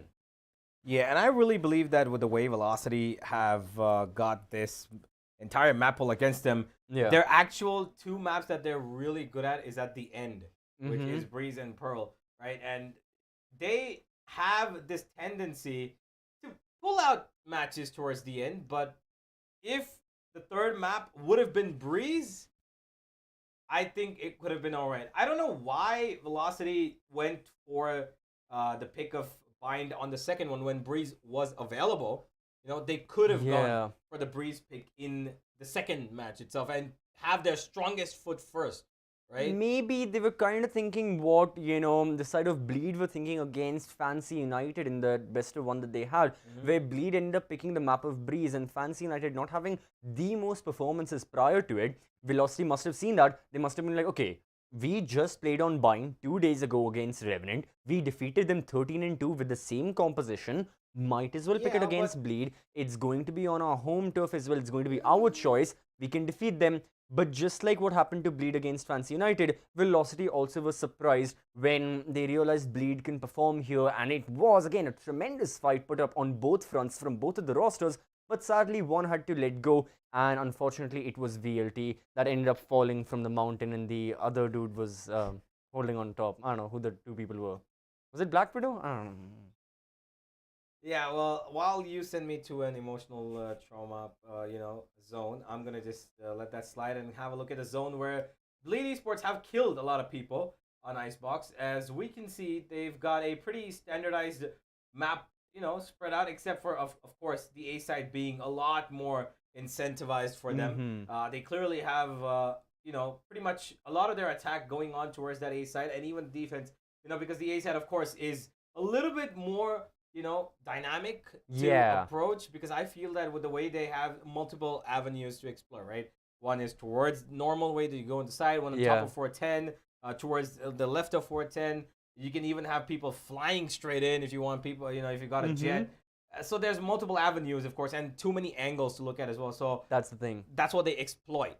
Yeah, and on B, even if you think about the attack, right, where Bleed definitely are stronger. When out of the 6 rounds they went on a post plant against Alter Ego, they ended up getting the spike to blast all 6 of the times. They won all 6 of their attacking rounds when they went for that plant. So considering that, considering the B bomb side is a lot more stereotypical with how a post plan goes, because on B bomb side you aren't necessarily always looking for kills. It's more about the lineup, and even if you're going for kills, it's quite simple. Either you're behind yellow, which where most of the heat maps are, or you're within the bomb side, or you're really back off. Whereas on A, it's a lot more dynamic with how you can place yourself and where you can get the kills. Yeah, one thing, if you've noticed, they don't really care about mid as much.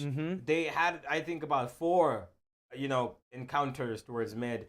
So they clearly love to go either on the, A side or B side. They don't really care about mid. Maybe a lurk, that's exactly why they don't focus on mid as much. If they want to take a mid to B split approach, it does work out. But even then, it goes straight towards mid and they focus straight on B. Yeah. Right? So it's more of a factor of getting the site first. They love their attack and they want their post plan. That's exactly why they had 6 out of 6 post plan wins the last time they played. That's exactly why Bleed have the upper hand in this Icebox map. Yeah. Whether or not Velocity can bring the heat to this game, we'll find out. It is their one and last and only chance to survive. Survive being the key word, not qualify yet. Because if they win this, they've got 2 more to follow up on that. But it's only in their hands whether or not we go all the way. Ladies and gentlemen, Velocity and Bleed going up probably for the final time. And here's Grace and Baba to take you through it all. Thank you so much once again, Universe and CCV. And here we are back with map number 3, Icebox, with both Ascent and Bind clearing it off, with almost an upset being made from Bleed's end. To end off the first overtime match point at the hands of Bleed, securing 2 maps, and now they're on match point. Grace, what do you think about that? I mean, this is it, isn't it? It's good that Velocity was starting to get Bleed on the ropes a little bit. There were a lot of rounds going really in their favor, and they were certainly meeting the momentum that Bleed was sending towards them. I do feel like obviously everyone is a bit concerned as to how this Icebox is going to go. It's one of those very awkward maps in the sense that it is very, very wide. It's kind of like wide but short. So I like to call it the chonky boy. It's a chonky boy. And it's one of those maps where, again, the initial engagements are super, super important. You've got these massive long lines of sight, but they're wide. So you're not actually covering much ground in terms of extending outwards as much as you would be with one of those kind of just more normal size maps, I suppose. But again, this is another playing ground where those engagements with one another is going to come in thick and fast. And well, we saw how Bind went, so potentially we could see another close one here. It's just who will come out on top. And the main thing about Icebox is that since most of the players would usually initiate their long gunfights, all the way from, A side or on B side, having a Viper is a must pick as a controller, which means that on a map like Icebox, we've seen a lot of, agents. You still have, Brimstone, you still have, certain controllers like the Astra. The main reason why Viper still plays a huge factor towards Icebox is that she can literally clear half of those long range gunfires that you could usually deal on towards A and B side. So that's the main reason why Viper is a must pick. But the rest of it all, you could still make some minor changes. But all in all, I've got to say, for the duelist side, Jet is clearly what is mainly important when it comes to having good further execute from the site itself. And you have a lot of high ground potential from the A side. So you could say that Bleed, the main reason why they love to initiate A site is mainly have to do with the high ground potential that you have from that particular place. So for VLT, Grace, this you could say, just like Universe said, they're trying to survive. If they succeed map number 3 Icebox, then Pearl will be present, or else Bleed will secure this and they will have a chance to go up against Fancy United Esports in the grand finals. It's really interesting to see Darion go onto the arena as well. We don't really get to see that much nowadays. Again, that ability, all of that util in pocket is mostly focused around this idea of a very aggressive entry. So again, the fact that you've got Juicy and Darion on well, again, Juicy doing juicy things, but Darion having that kind of agent, it implies to me this very aggressive push. Again, I think this is how Bleed are really going to play it. They're just going to go in and hit them hard. It already looks like they're trying to get stuck in a little bit. I think Velocity weren't expecting that either, because now again, look how much control they have gained already, and that spike can go down without any contention right to Ace. Desperately trying to find the heads of the attackers, but no casualties on either side just yet, but I'm sure that won't last for long, Baba. Yes, it would not, Grace, and especially once the defenders make their way towards the B side. Once the wall gets cleared out, they have to go in for the push. Wall's been removed, and now KO can just use his suppression knife to block lines of sight. But wait a minute, they have the wall. This is a perfect moment. VLT, Deadly, he's still committing for this defuse, but he'll be denied immediately. He's been killed, he's been denied, and Bleed gets away with the win. So close for VLT to get this defuse. They had the perfect idea. They even blocked it, especially with the help of the Viper smoke, but it was too late. They arrived at the right time. Oh my goodness, they only had around like 0.1 seconds, I'm guessing. 0.1 seconds. That was the time that Bleed got away with a spike defuse denial. And my god, did Bleed just... They just went ham. They just went full throttle, Grace. I think this is it, and as time goes on, hopefully Velocity, these amazing attempts at retakes we've seen, hopefully it does amount to something eventually. For now, though, a little bit of a ring around of Rosie here. They are trying to get these opening engagements. Looks like, again, the quiet before the storm, and I think Velocity are very much aware of the fact that Bleed will probably hyper-focus this, so Right Ace is going to come and join his teammates. This is where things might get a little bit scrappy. We see the rotation coming through from Deathmaker too. So again, if Bleed suddenly do a last-minute rotation, that will need to be read very, very quickly. Well, this could be a little bit of an upset. Does indeed look like they want to go for this collapse. So that's going to ping out at least the presence of Helef. And there we go. Helef trying to get bolshy with it, trying to find that head. Doesn't quite amount to anything just yet, but Juicy on the hunt as well. This could be quite big, and again, no one's died yet, but they all are aware of where each other is. They all have each other's number. This is going to get scrappy very quickly. Very good. Darion with a 2k. No immediate trade coming through as Juicy takes down Right to Ace. And Helef is there to take down Retler, but there we go. Just a full swarm towards that side. And again, we said it was going to get scrappy, but I'm shaking my head almost about it because it's like, with these two teams, I really think that it would favor Velocity right now to, again, play for the post-plant more than anything. Kind of similar to how Bleed were doing in Ascent earlier, but again, I don't think Velocity are going to be a little bit too rattled by that. I think they're just going to be like, okay, round number 3, let's get into it. Got a little bit of kit under our belts now, so that's certainly going to help us with these little gunfights that we're finding ourselves into. Yes. An aggressive attempt though from Deadly's end, and I just realized he's playing as a Sentinel, but Juicy on the other hand, great kill. Once again, it's the initiator who's been downed out, which means that no more suppressions, no more flashes, and also fragment. But Deadly is thinking of something else. He might have the moment of opportunity if he gets the perfect timing right, and maybe he might be able to take out Retla. Patience, no! Oh, JH! My God! Deadly's location wasn't even compromised at all, and somehow he just went away with a flick. There goes 2 players from VLT, Amaterasu and Deadly, both of them who were holding from the A side are no longer. And now Bleed, despite them knowing that the whole A side has been cleared off, they still want to commit to this B push. Especially when you have a Deadly combo like Juicy and Darion, who's been dealing major damage. Bleed, my God, they're just, oh man. This is going to be tough here, Grace, especially with Deathmaker being that they have to clutch on a 1v2. 100% a difficult thing to do right now. You need to ideally find these little pixel angles, find these peaks, but again, we've seen how well Bleed can hold these cross angles, so rightly so, Deathmaker is trying to check every single corner possible, but there we go, Juicy just pushes up, gets the 3rd kill on the round. I think that Bleed really have their 3-2-1s on lockdown really right now. You know, we see the kind of quiet before the storm. We see Darion waiting there with that Leer. As soon as that Leer goes out, it's almost like, again, that 3-2-1. The Leer goes down.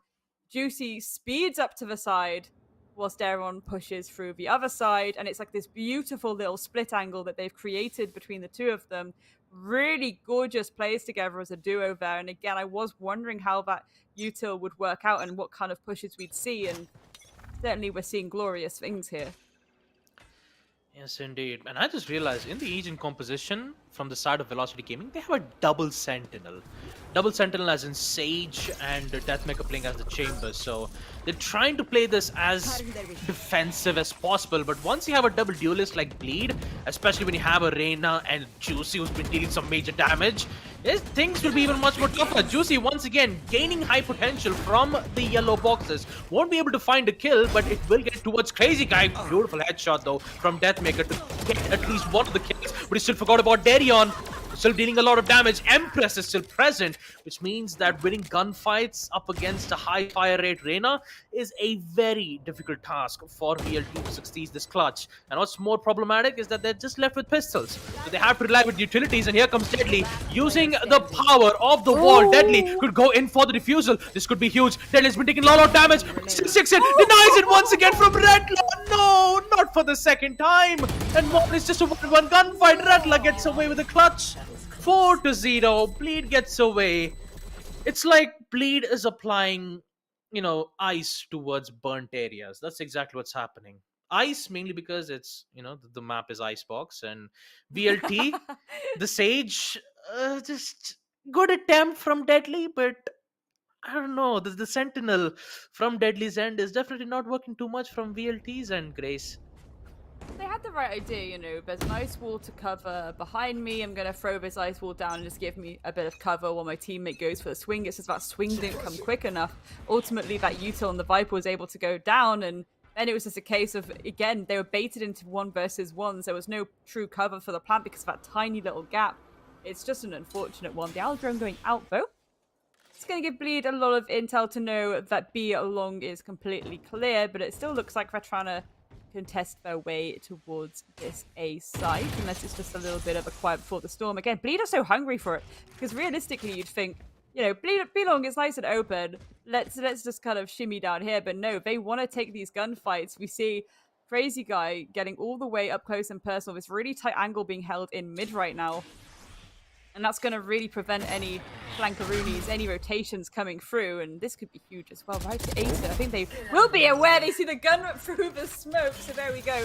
The opening engagement going in favor of Velocity. So now Juicy is looking for a juicy pick of their own. But there we go. Deathmaker up in hand. Ready and waiting. 2 engagements on either side as Daron collects himself a nice little 2k, cleaning up a little bit, but it's still a 2 versus 3, so 30 seconds left. More work needs to be done just now. Rettler ready and waiting. Eyes on that spike, willing to take this engagement. There we go, Viper on Viper action is what we like to see. That plant is going down, ladies and gentlemen. Can it Deadly do anything about it? Well, certainly probably not. Not now that we're seeing this Viper thing go out. You have to go for the drop down, but you can't see where they are. And oh my goodness. That ult coming at completely at the right time as well, because Deadly was ready and waiting to just drop down and cause a ruckus. Cause a very nasty post-plant situation for the side of Bleed, and that Viper Spit ultimately helped them gain the cover, gain the momentum they needed to just kind of win that out towards the end.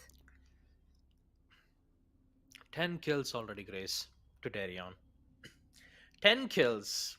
He already used one of his Empress, and now I'm pretty sure more than 3 kills he'll be able to use his Empress once again. The way how the double duelist combo is working out from Bleed's end, it's been shredding VLT's defense apart piece by piece.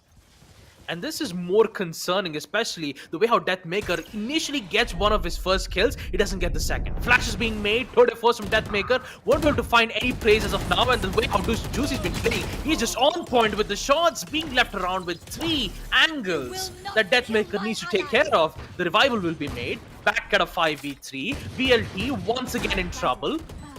0 to 6 can be a higher possibility with Rattler getting one of the headshots. The second from the controller and the third from Darion.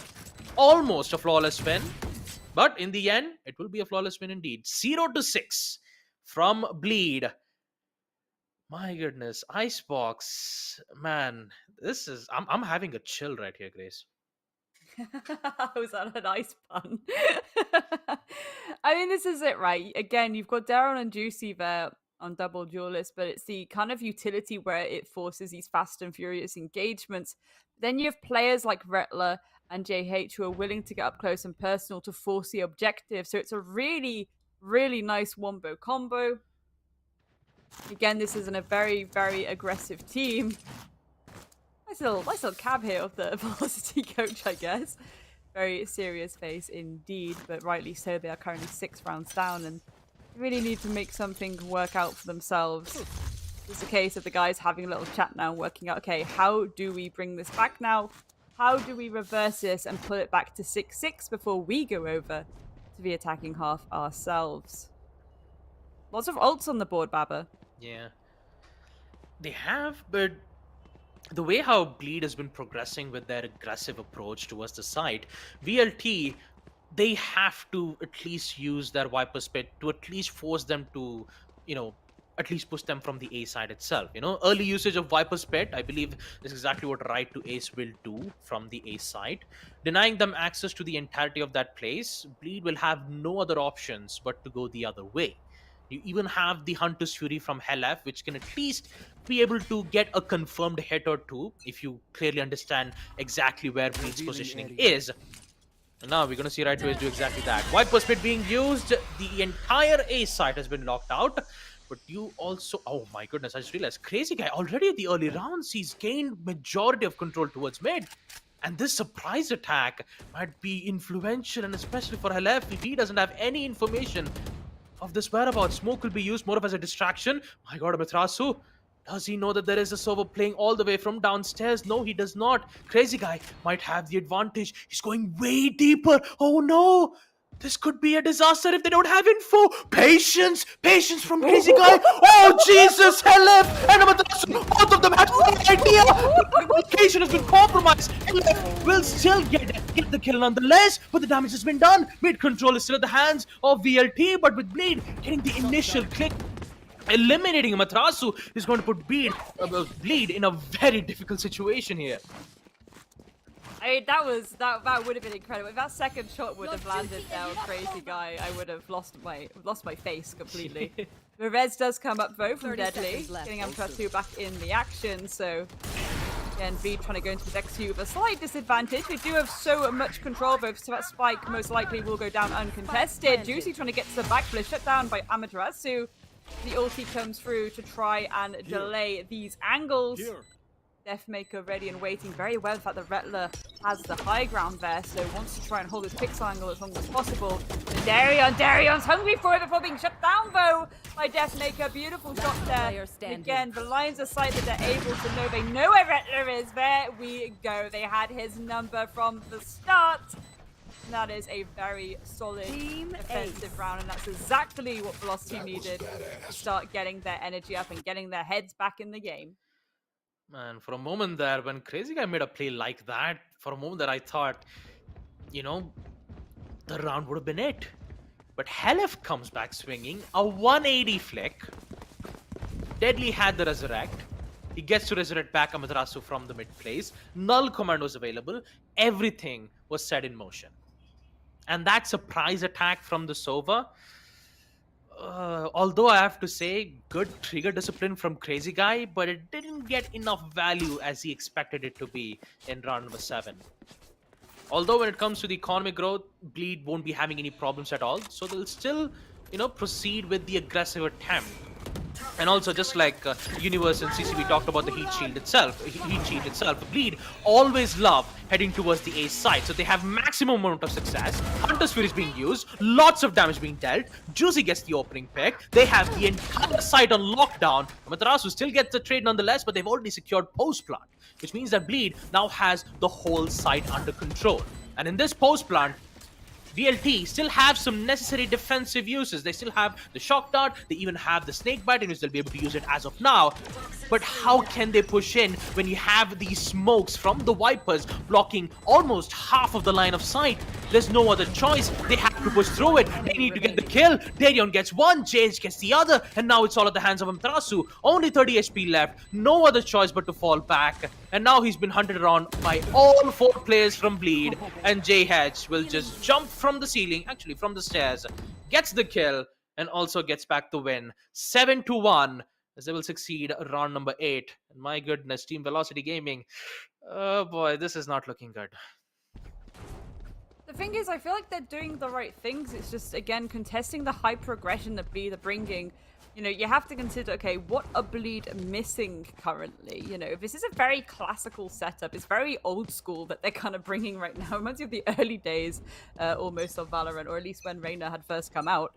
And again, it's this idea of, okay, well, how do we shut that down? How do we use the ult? I mean, that's definitely a good start.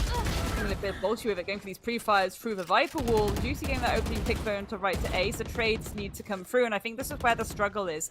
The trades need to be there, but it's difficult when both sides are throwing down that Viper util and that Sage util, to be honest, like there's no tomorrow. Can Deathmaker take this engagement towards Darion? I think he's not going to risk it for a chocolate biscuit just yet, and Aldrin going out is going to give a lot of information as to where is open currently, but there we go. Crazy guy coming around. Nice little swing out, taking out Deathmaker. So it's now a 3 versus 5, and this is where the pressure starts to be applied because that timer is ticking. Amaterasu needs to try and go for this entry back into the site very quickly. Helif getting a pick down to Repta, but Juicy is head straight back out of third of the round, going on to Deadly, and poor Helif is left by himself. And again, we've seen how Bleed play these kind of situations. They really want to hunt down and damage the EQ of the other team, damage the statistics of the other team. So yeah, rightfully so, Helif is going to hightail it out of there, and it's another round on the board for Bleed. Yep, one more round, and second half, without the help of duelists proceeding into as a site itself, it's going to be difficult for Team Velocity Gaming to, survive in the second half itself, especially when you have the double duelist setup being made from Juicy and Darion. I have no idea on how Velocity Gaming would just counter this strategy. A site, if Bleed succeeds on post plant, that is it. Team Velocity literally just lost the round itself if they gain control of that. And most of the only rounds that they have succeeded from BLT's end was that they had utilized all 3 ultimates. Here comes the pop flash from Amaterasu, but instead he'll be tagged around, forcing him off once again in just 10 HP. Flashes will be used. The control is imminent from Bleed as they are not stopping an inch. Deathmaker still in towards yellow boxes, but they'll still proceed with the plant. Anyways, Deathmaker won't be able to succeed with getting the frags, and Juicy will get ample amount of information towards players' whereabouts. Resurrection will be used. Retla will be back to full HP. The smokes will be present. Crazy guy has no information. Good headshot from Deathmaker. He will get the weaponry back, but what about Deadly? He's still 7 HP remaining. Sheriff's in hand, won't be able to find a shot. He'll be caught out, and so does Deathmaker at the hands of Retla. Oh my goodness, Bleed. Oh boy, they are tearing things apart from Velocity Gaming. 9-1. 13 kills to both Juicy and Darion. And boy, oh boy, is this the deadly aggressive Bleed that we hope for? I think it's interesting how Bleed is a very apt name for them right now because they are just doing a phenomenal job. They're absolutely just destroying these rounds essentially. And again, for Velocity right now, do they have sutras to stop the bleeding? That is the question on everyone's lips. But again, 2 rounds on the board. Even if they win out these next 2 defensive rounds, that's a 7 round wins they'd have to win on their own attack. The immediate aggression from Juicy, though, is shut down by right to Ace. That's very good work to try and slow that down, but that ult is coming out. And again, we've seen how difficult these situations can be. Gage taking out Helef. Again, a bit of a quiet before the storm as people desperately trying to shoot each other around this utility. Crazy guy taking out Deadly. The second one down to Amaterasu. Can they get a third? Darion's going to get that third for their team onto right to Ace. Spike planted. Or Deathmaker off in hand. Can they get this beautiful pick there? No, they can't, but that's going to give his location away, and now he has to hot-tail it away to safety. But look at it, they're so hungry for it. They just really want to take that up away from you. Teleport's ready. This is... Oh boy. This is tough, especially from Velocity Gaming. Oh, no. Bleed, they're just... Oh man. It's an apt name. It's an apt name, especially like there's been so many times with this roster where like there've been moments where the round differential starts to get bigger and bigger, and you're like, okay, the other team will come back, and then they don't, and you're just waiting and waiting, and it's like, okay, this does feel like a bleed, like the bleeding isn't stopping, and again, it's this issue of, okay, say for example now Bleed win it out here, they go into that final. That's gonna be a gorgeous finals, realistically. Yeah, Grace, I have to agree on that. And for Velocity Gaming, unfortunately, they don't have enough bandages to cure the bleeding. So this is going to hurt a lot, especially with the execute that's going to happen all the way towards the A side. Once again, Juicy is still being patient, still waiting for the smoke to dissipate. And once the timing is right, they'll be able to find the pick. There you go. Juicy, wall bang. There goes Deadly. There goes your Sentinel. No more of those walls, and the slow ops could help Team Velocity to hold their ground, and especially when you have an Empress like that from Darion, he will get the kill, but an immediate trade will come back in the hands of Right 2Ace. Immediate use of the Viper's Pit might force Bleed to fall back and maybe show their positioning elsewhere towards the B side. Meanwhile, the whole B side, Bleed has every single information thanks to those information dart being given from the Sova. So everything is under control, especially Juicy, who is still in the A site. My goodness, this lurk will be so deadly if Right 2Ace does not remove this one player out of the equation. He will. That's a good mark. But in a 3v3, it's been equalized. It's post-plant once again. Smoke's been already been placed. Bleed has ample control towards the yellow boxes. All they're going to do is just peek, kill, get the trade. And now it's once again, it's just Deathmaker. 1v2. What can he do in a situation when you have JH and Retla? Both of them are just constantly removing players one by one. Information's been given all the way. It's a big peak coming in from JH. Gets the headshot. And with it, they will end the first half on 11-1, Grace. And that is scary because, again, they only need one round win on that defense, and that's match point. Again, Velocity right now, their stamina in terms of their mental performance right now needs to be on point. But again, maybe that's something to be considered right now. Again, you get to this kind of third map that could be the final map, and it's this idea of, okay, the pressure's really on. And I think sometimes people really underestimate how much pressure players do put on themselves. It's not really like a external pressure, it's that internal pressure, because you want to win for yourself. Of course, competitive players are all winners when winners want to win.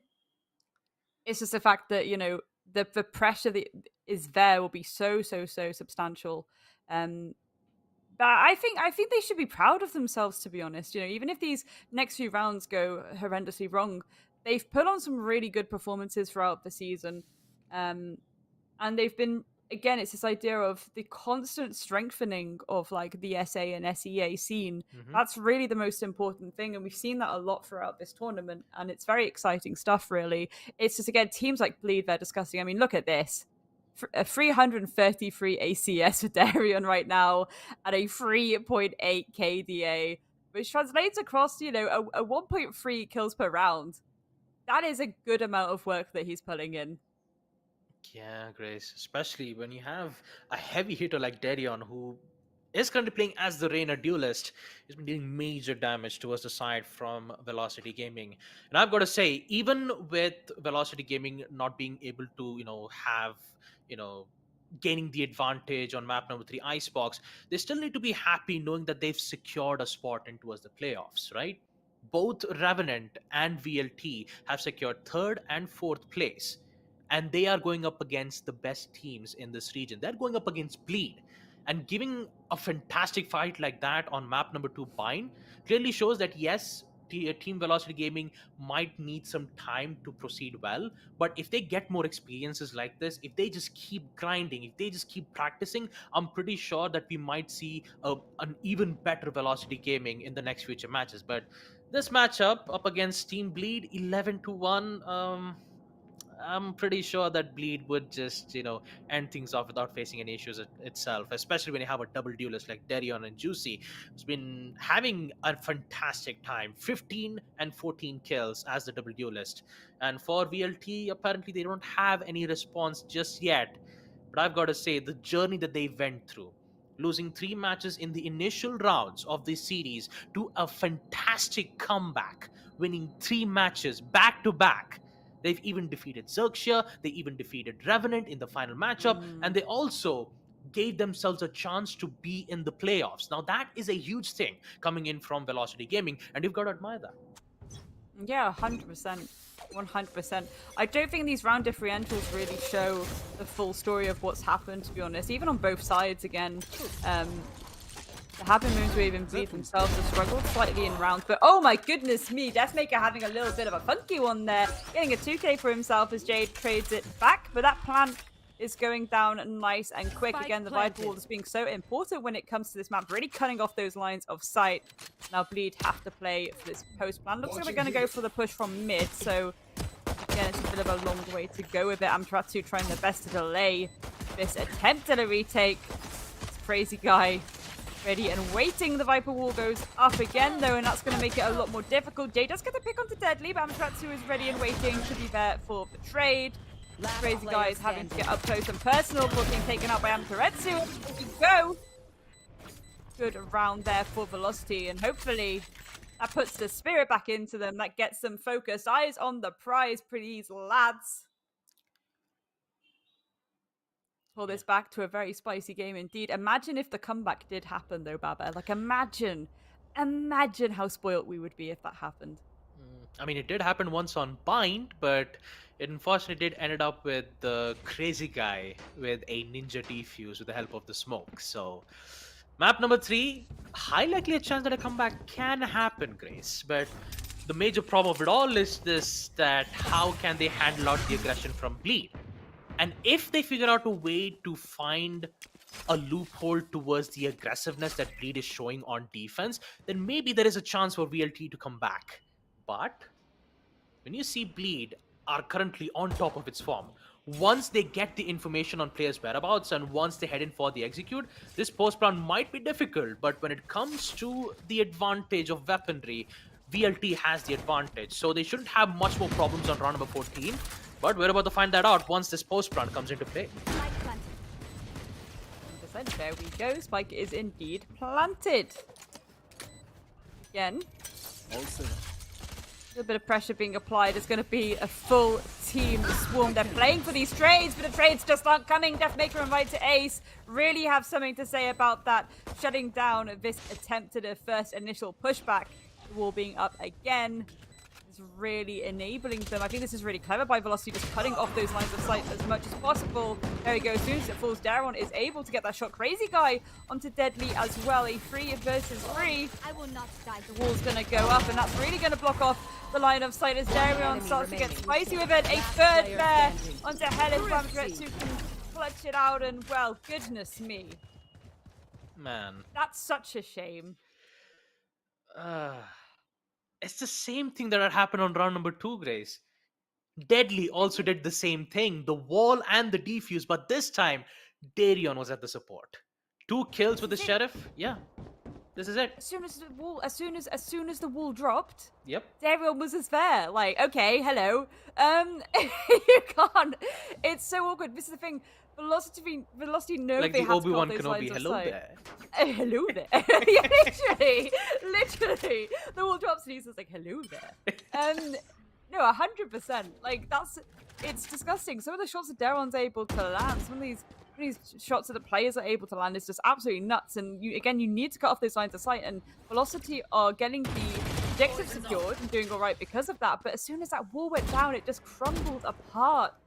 For now, though, a little bit of a ring around the rosy, a little bit of a spice fest going on between Deathmaker and Crazy Guy as they're both trying to land these nice little shots on each other.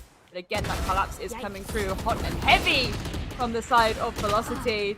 Lucy and Delirion getting right to Ace and Co. down, but Rettler is going to trade back with a pick onto Deadly too. Already Velocity are having a bit of a rough time here, and there we go. I mean, your heart goes out to Velocity, surely, at this point.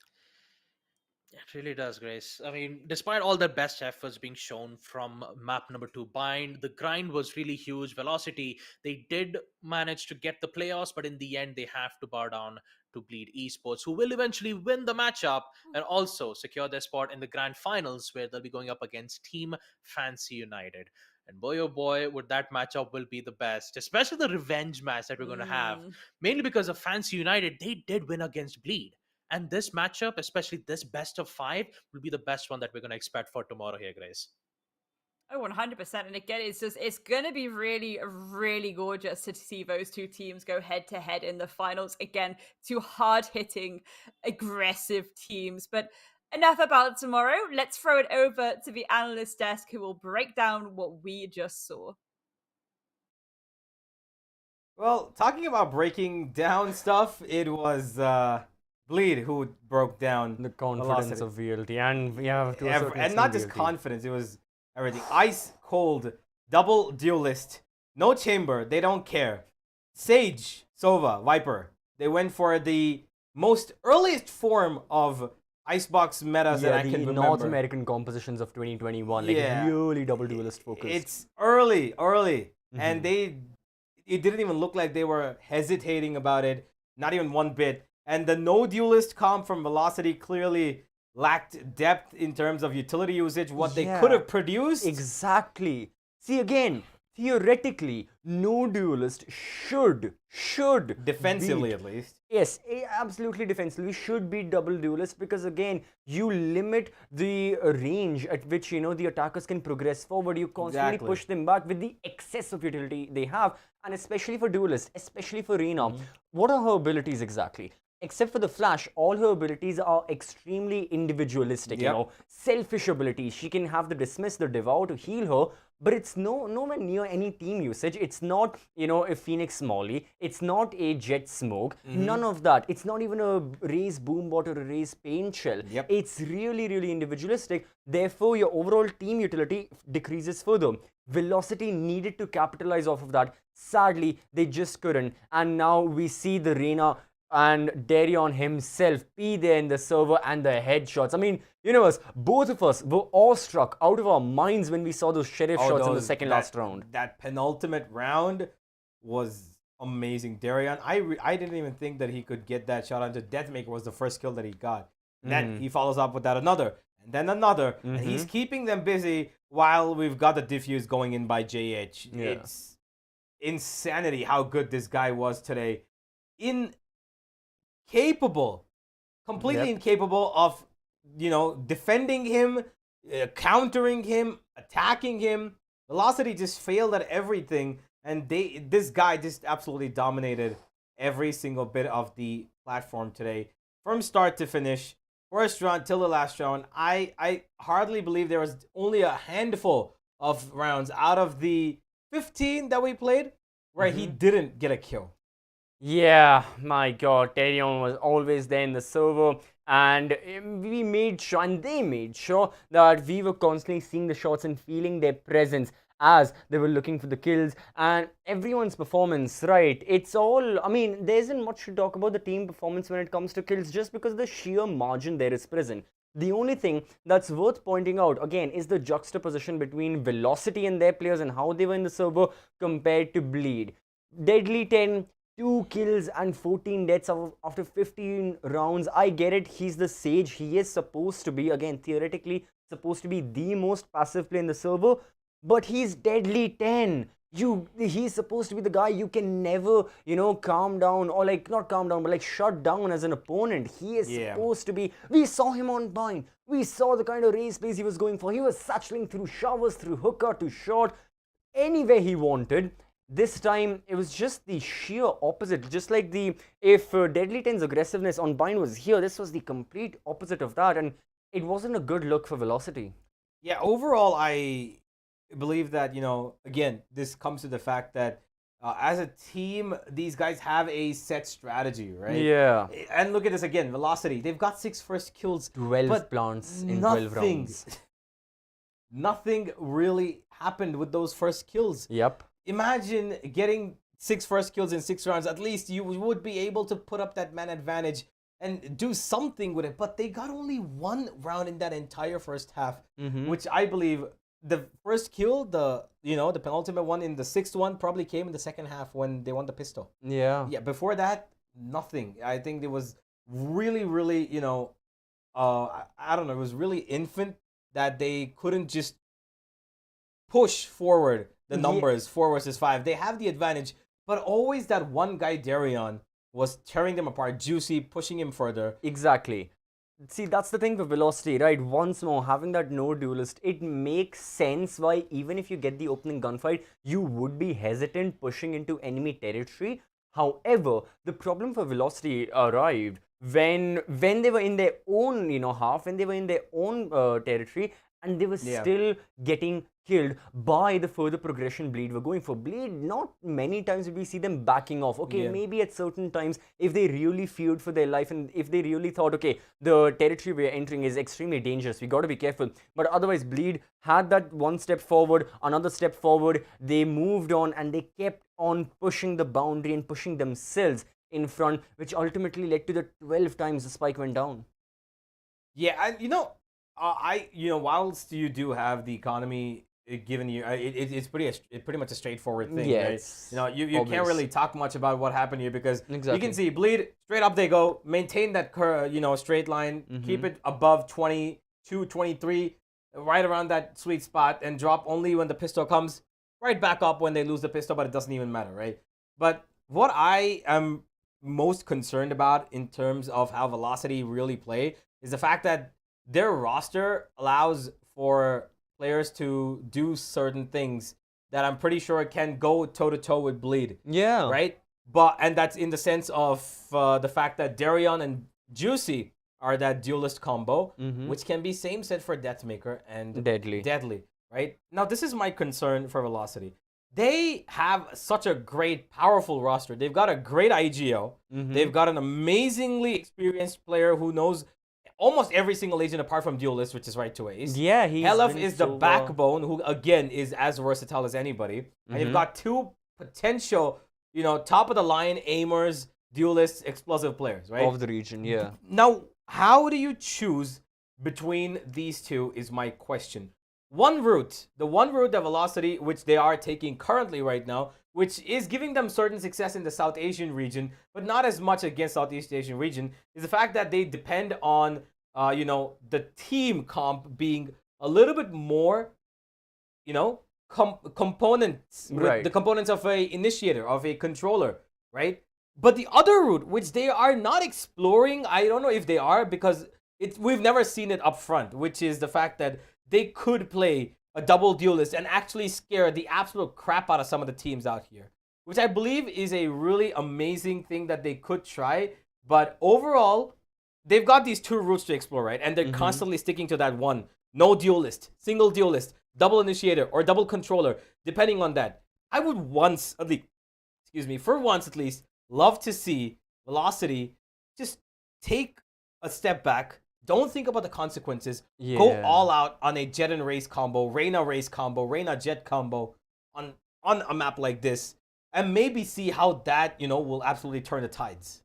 Absolutely, they can, and I think Velocity over the course of the meta shifting as well have also evolved, kind of like a lot of teams, to prioritize the utility. More and more in South Asia, we are seeing these new duelist compositions, and again, I have talked about Valorant dynamics a lot. You have mid-range versus aggressive tempo-focused plays. You've got control in there as well, which completely prioritizes stabilizing and getting that man advantage. There is so much to unravel right there that for Velocity, they are now conditioned into thinking, and for a lot of teams, I can even wrap up Revenant under that example to a certain extent, seeing how they play on Ascent, with how they really, go for the no duelist comp, and they want to limit the kind of control their opposition has. They are successful in doing that.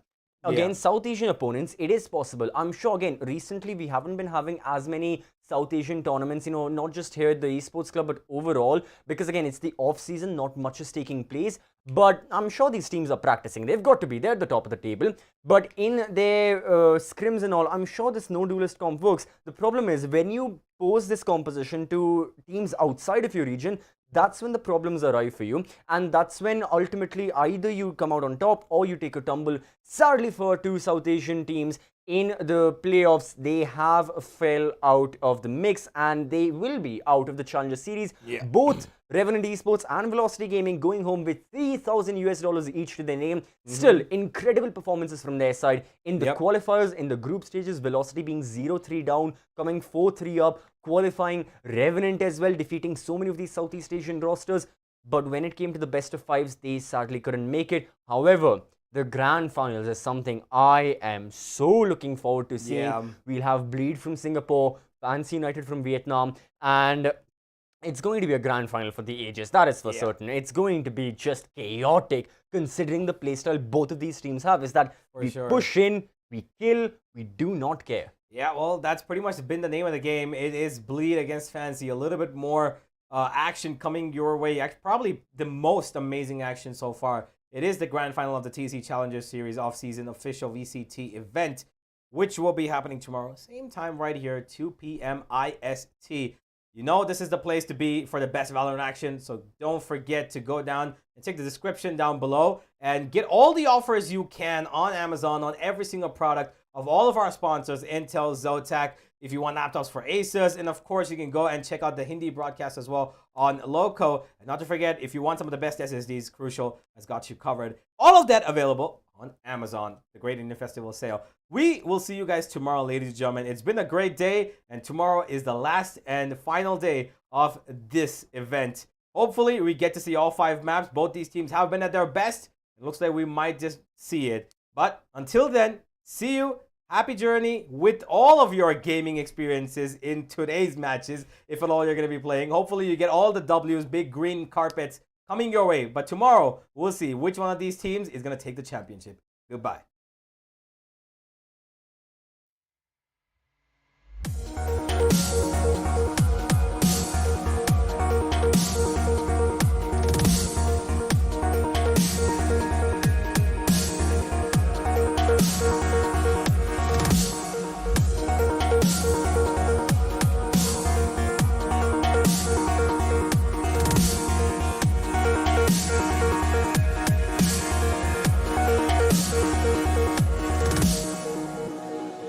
I can't believe the night lay waste to all we'd given. But honestly, you've gotta know that this ain't living. But we could run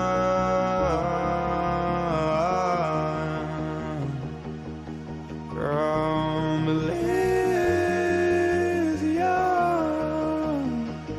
and let it burn, let it burn. You've gotta know that nothing lasts forever.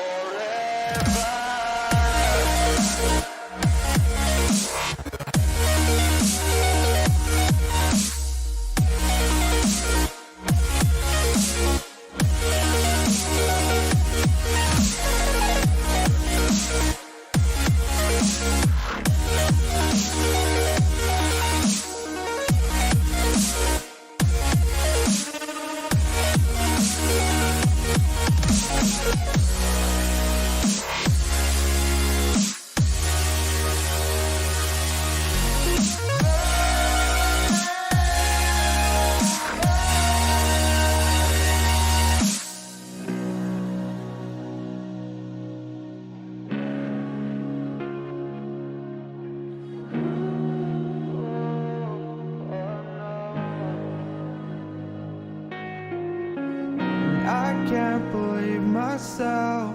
I never thought that this would be our end, but it's nothing new. And my lover's honesty, I can push it back down if I have to. If you want me to, 'cause we can run. And we can run, 'cause stars they fall all for you.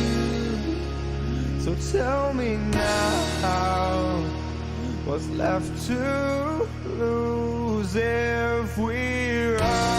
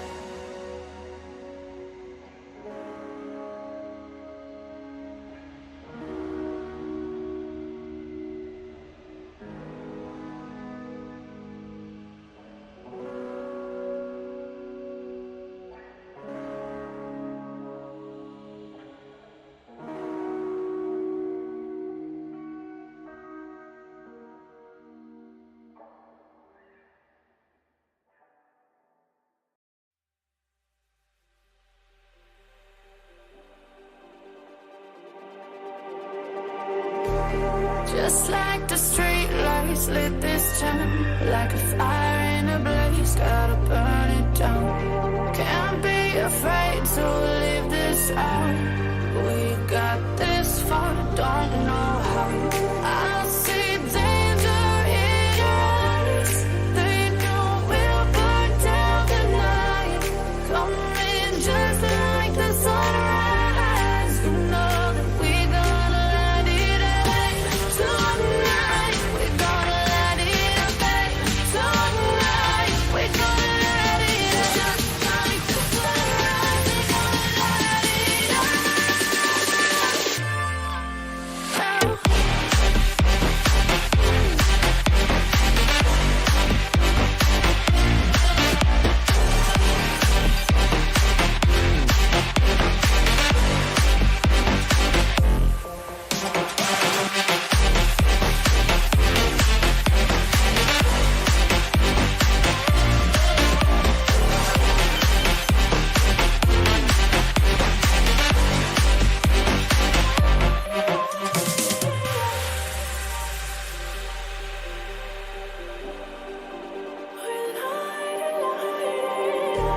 Just like a spark that's breaking out. Can't make a stop, can't turn back now. We know that there's no room for doubt. No, we can't turn back now. I see danger in your eyes. They know we'll burn down the night. Coming just like the sunrise. You know that we're gonna light it up tonight. We're gonna light it up tonight. We're gonna light it up just like the sunrise. We're gonna light it up.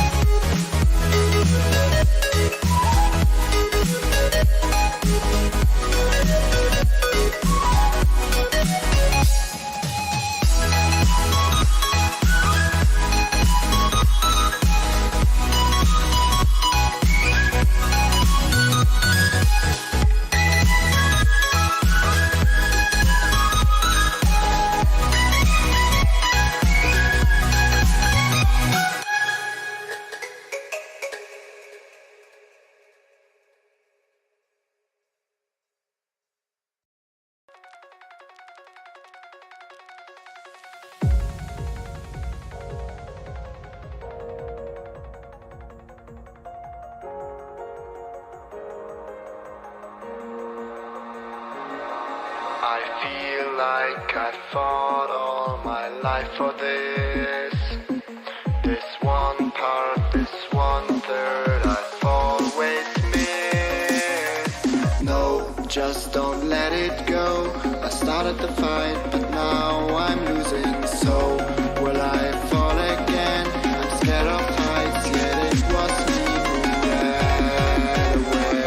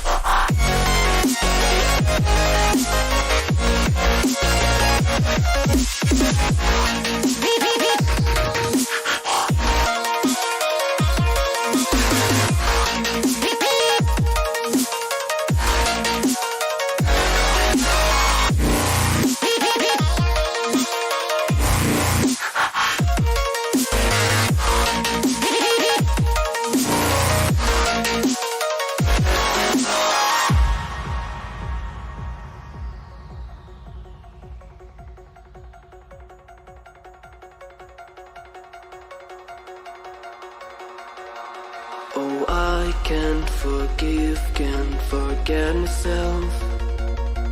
The piece that I'm missing, it kills me inside. I need help. Oh, please give me back this one part, this 1/3. I'm sorry I lost it. No, I let my weapons fall. I'm drowning in the fears, and now I know that I will fall again and let it go, but I can't stop to run away.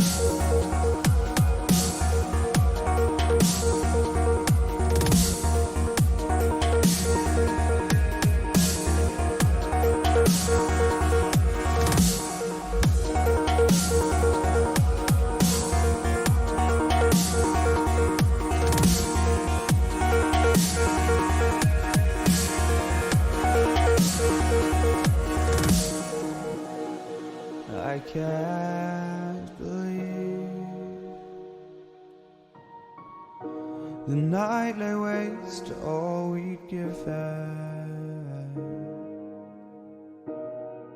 But honestly,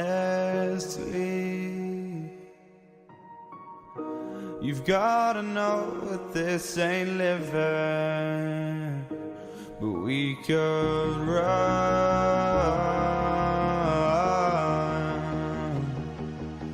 from Elysium and let it burn, let it burn. You've gotta know that nothing lasts forever.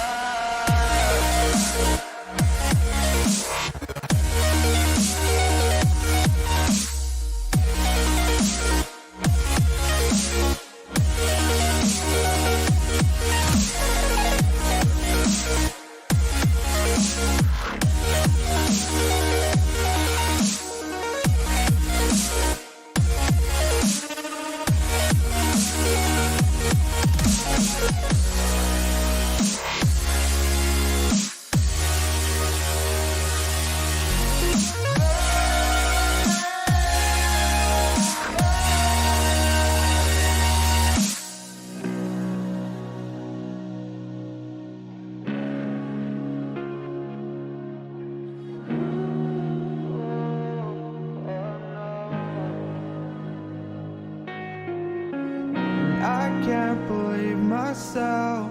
I never thought that this would be our end, but it's nothing new. And my lover's honesty, I can push it back down if I have to. If you want me to, 'cause we can run.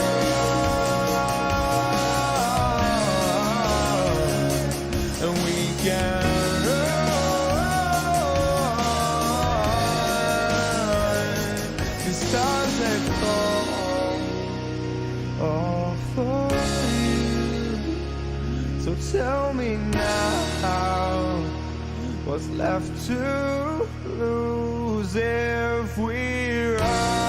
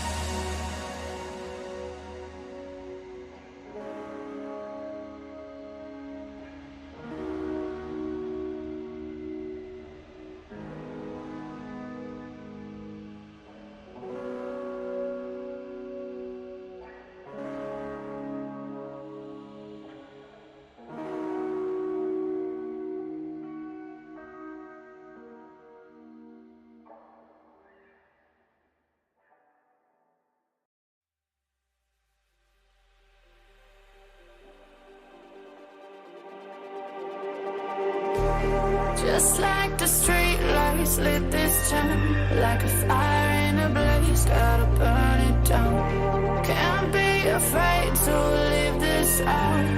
We got this far, don't know how. I see danger in your eyes. They know we'll burn down the night.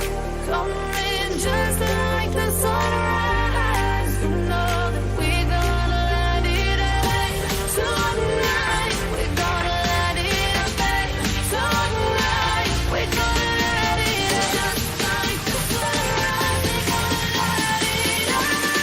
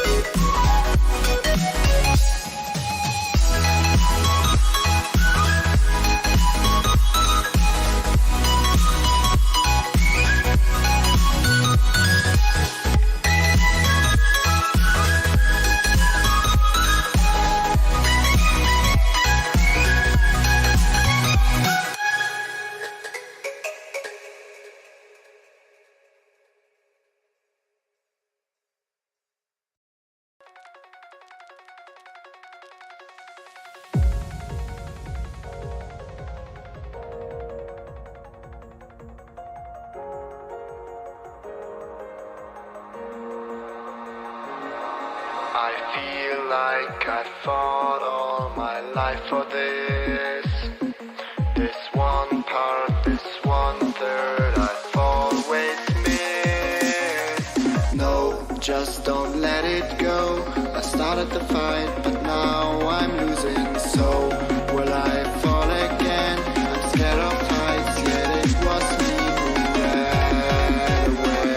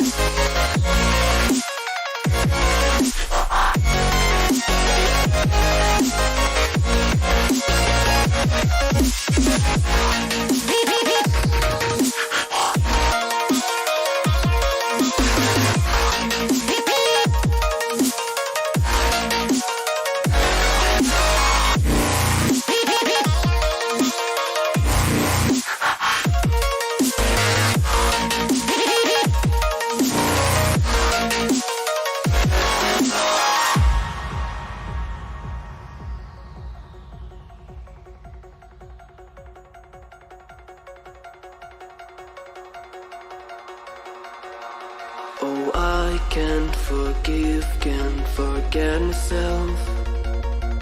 The piece that I'm missing, it kills me inside. I need help. Oh, please give me back this one part, this 1/3. I'm sorry I lost it. No, I let my weapons fall. I'm drowning in the fears, and now I know that I will fall again and let it go, but I can't stop to run away. To run away.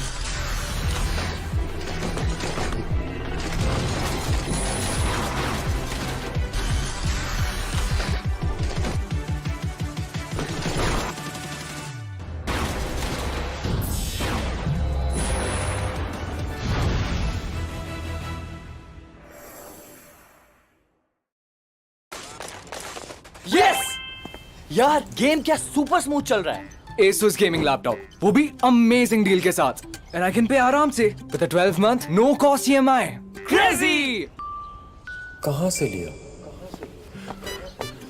Bro, JBL earbuds at 45% off. उसके ऊपर free Kindle and Audible subscriptions. Can you believe it? अब ये देख. शांति. कहाँ से लिया? Sorry. Hey, you! I'm tracking my run on this new smartwatch I got. Noise का 70% off. Oh. मैंने सोचा ऐसी डील पे मैं भी अपनी फिटनेस बढ़ा लूं. Seamless Bluetooth calling. Hey, I'm running towards you. Yeah. कहाँ से लिया?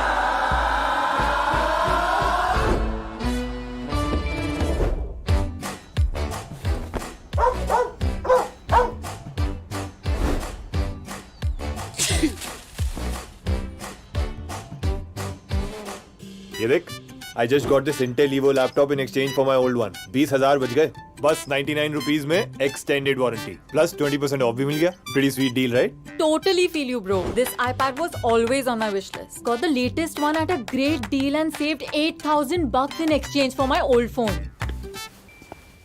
Hey, what's up? सबको इतनी बढ़िया डील्स मिल रही हैं. ये सब कहाँ से लिया? Amazon से लिया. Amazon Great Indian Festival से. Amazon Great Indian Festival पर मिलेंगे इलेक्ट्रॉनिक्स पर जबरदस्त deals, no cost EMI, exchange offer और सेम डे डिलीवरी. अब इंडिया बोलेगा Amazon से लिया.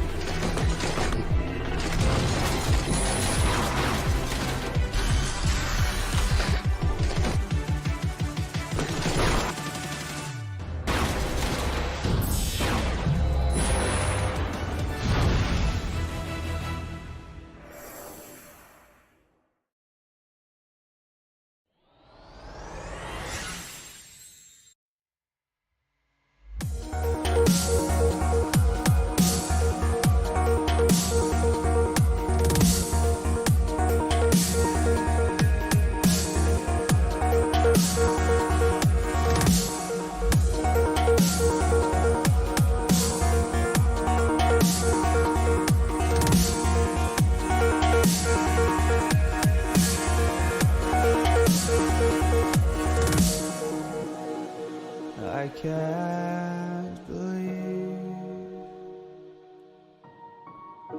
the night lay waste to all we'd given.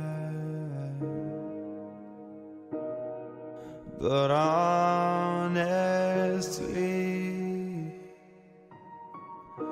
you've gotta know that this ain't living. But we could run from Elysium and let it burn, let it burn. You've gotta know that nothing lasts.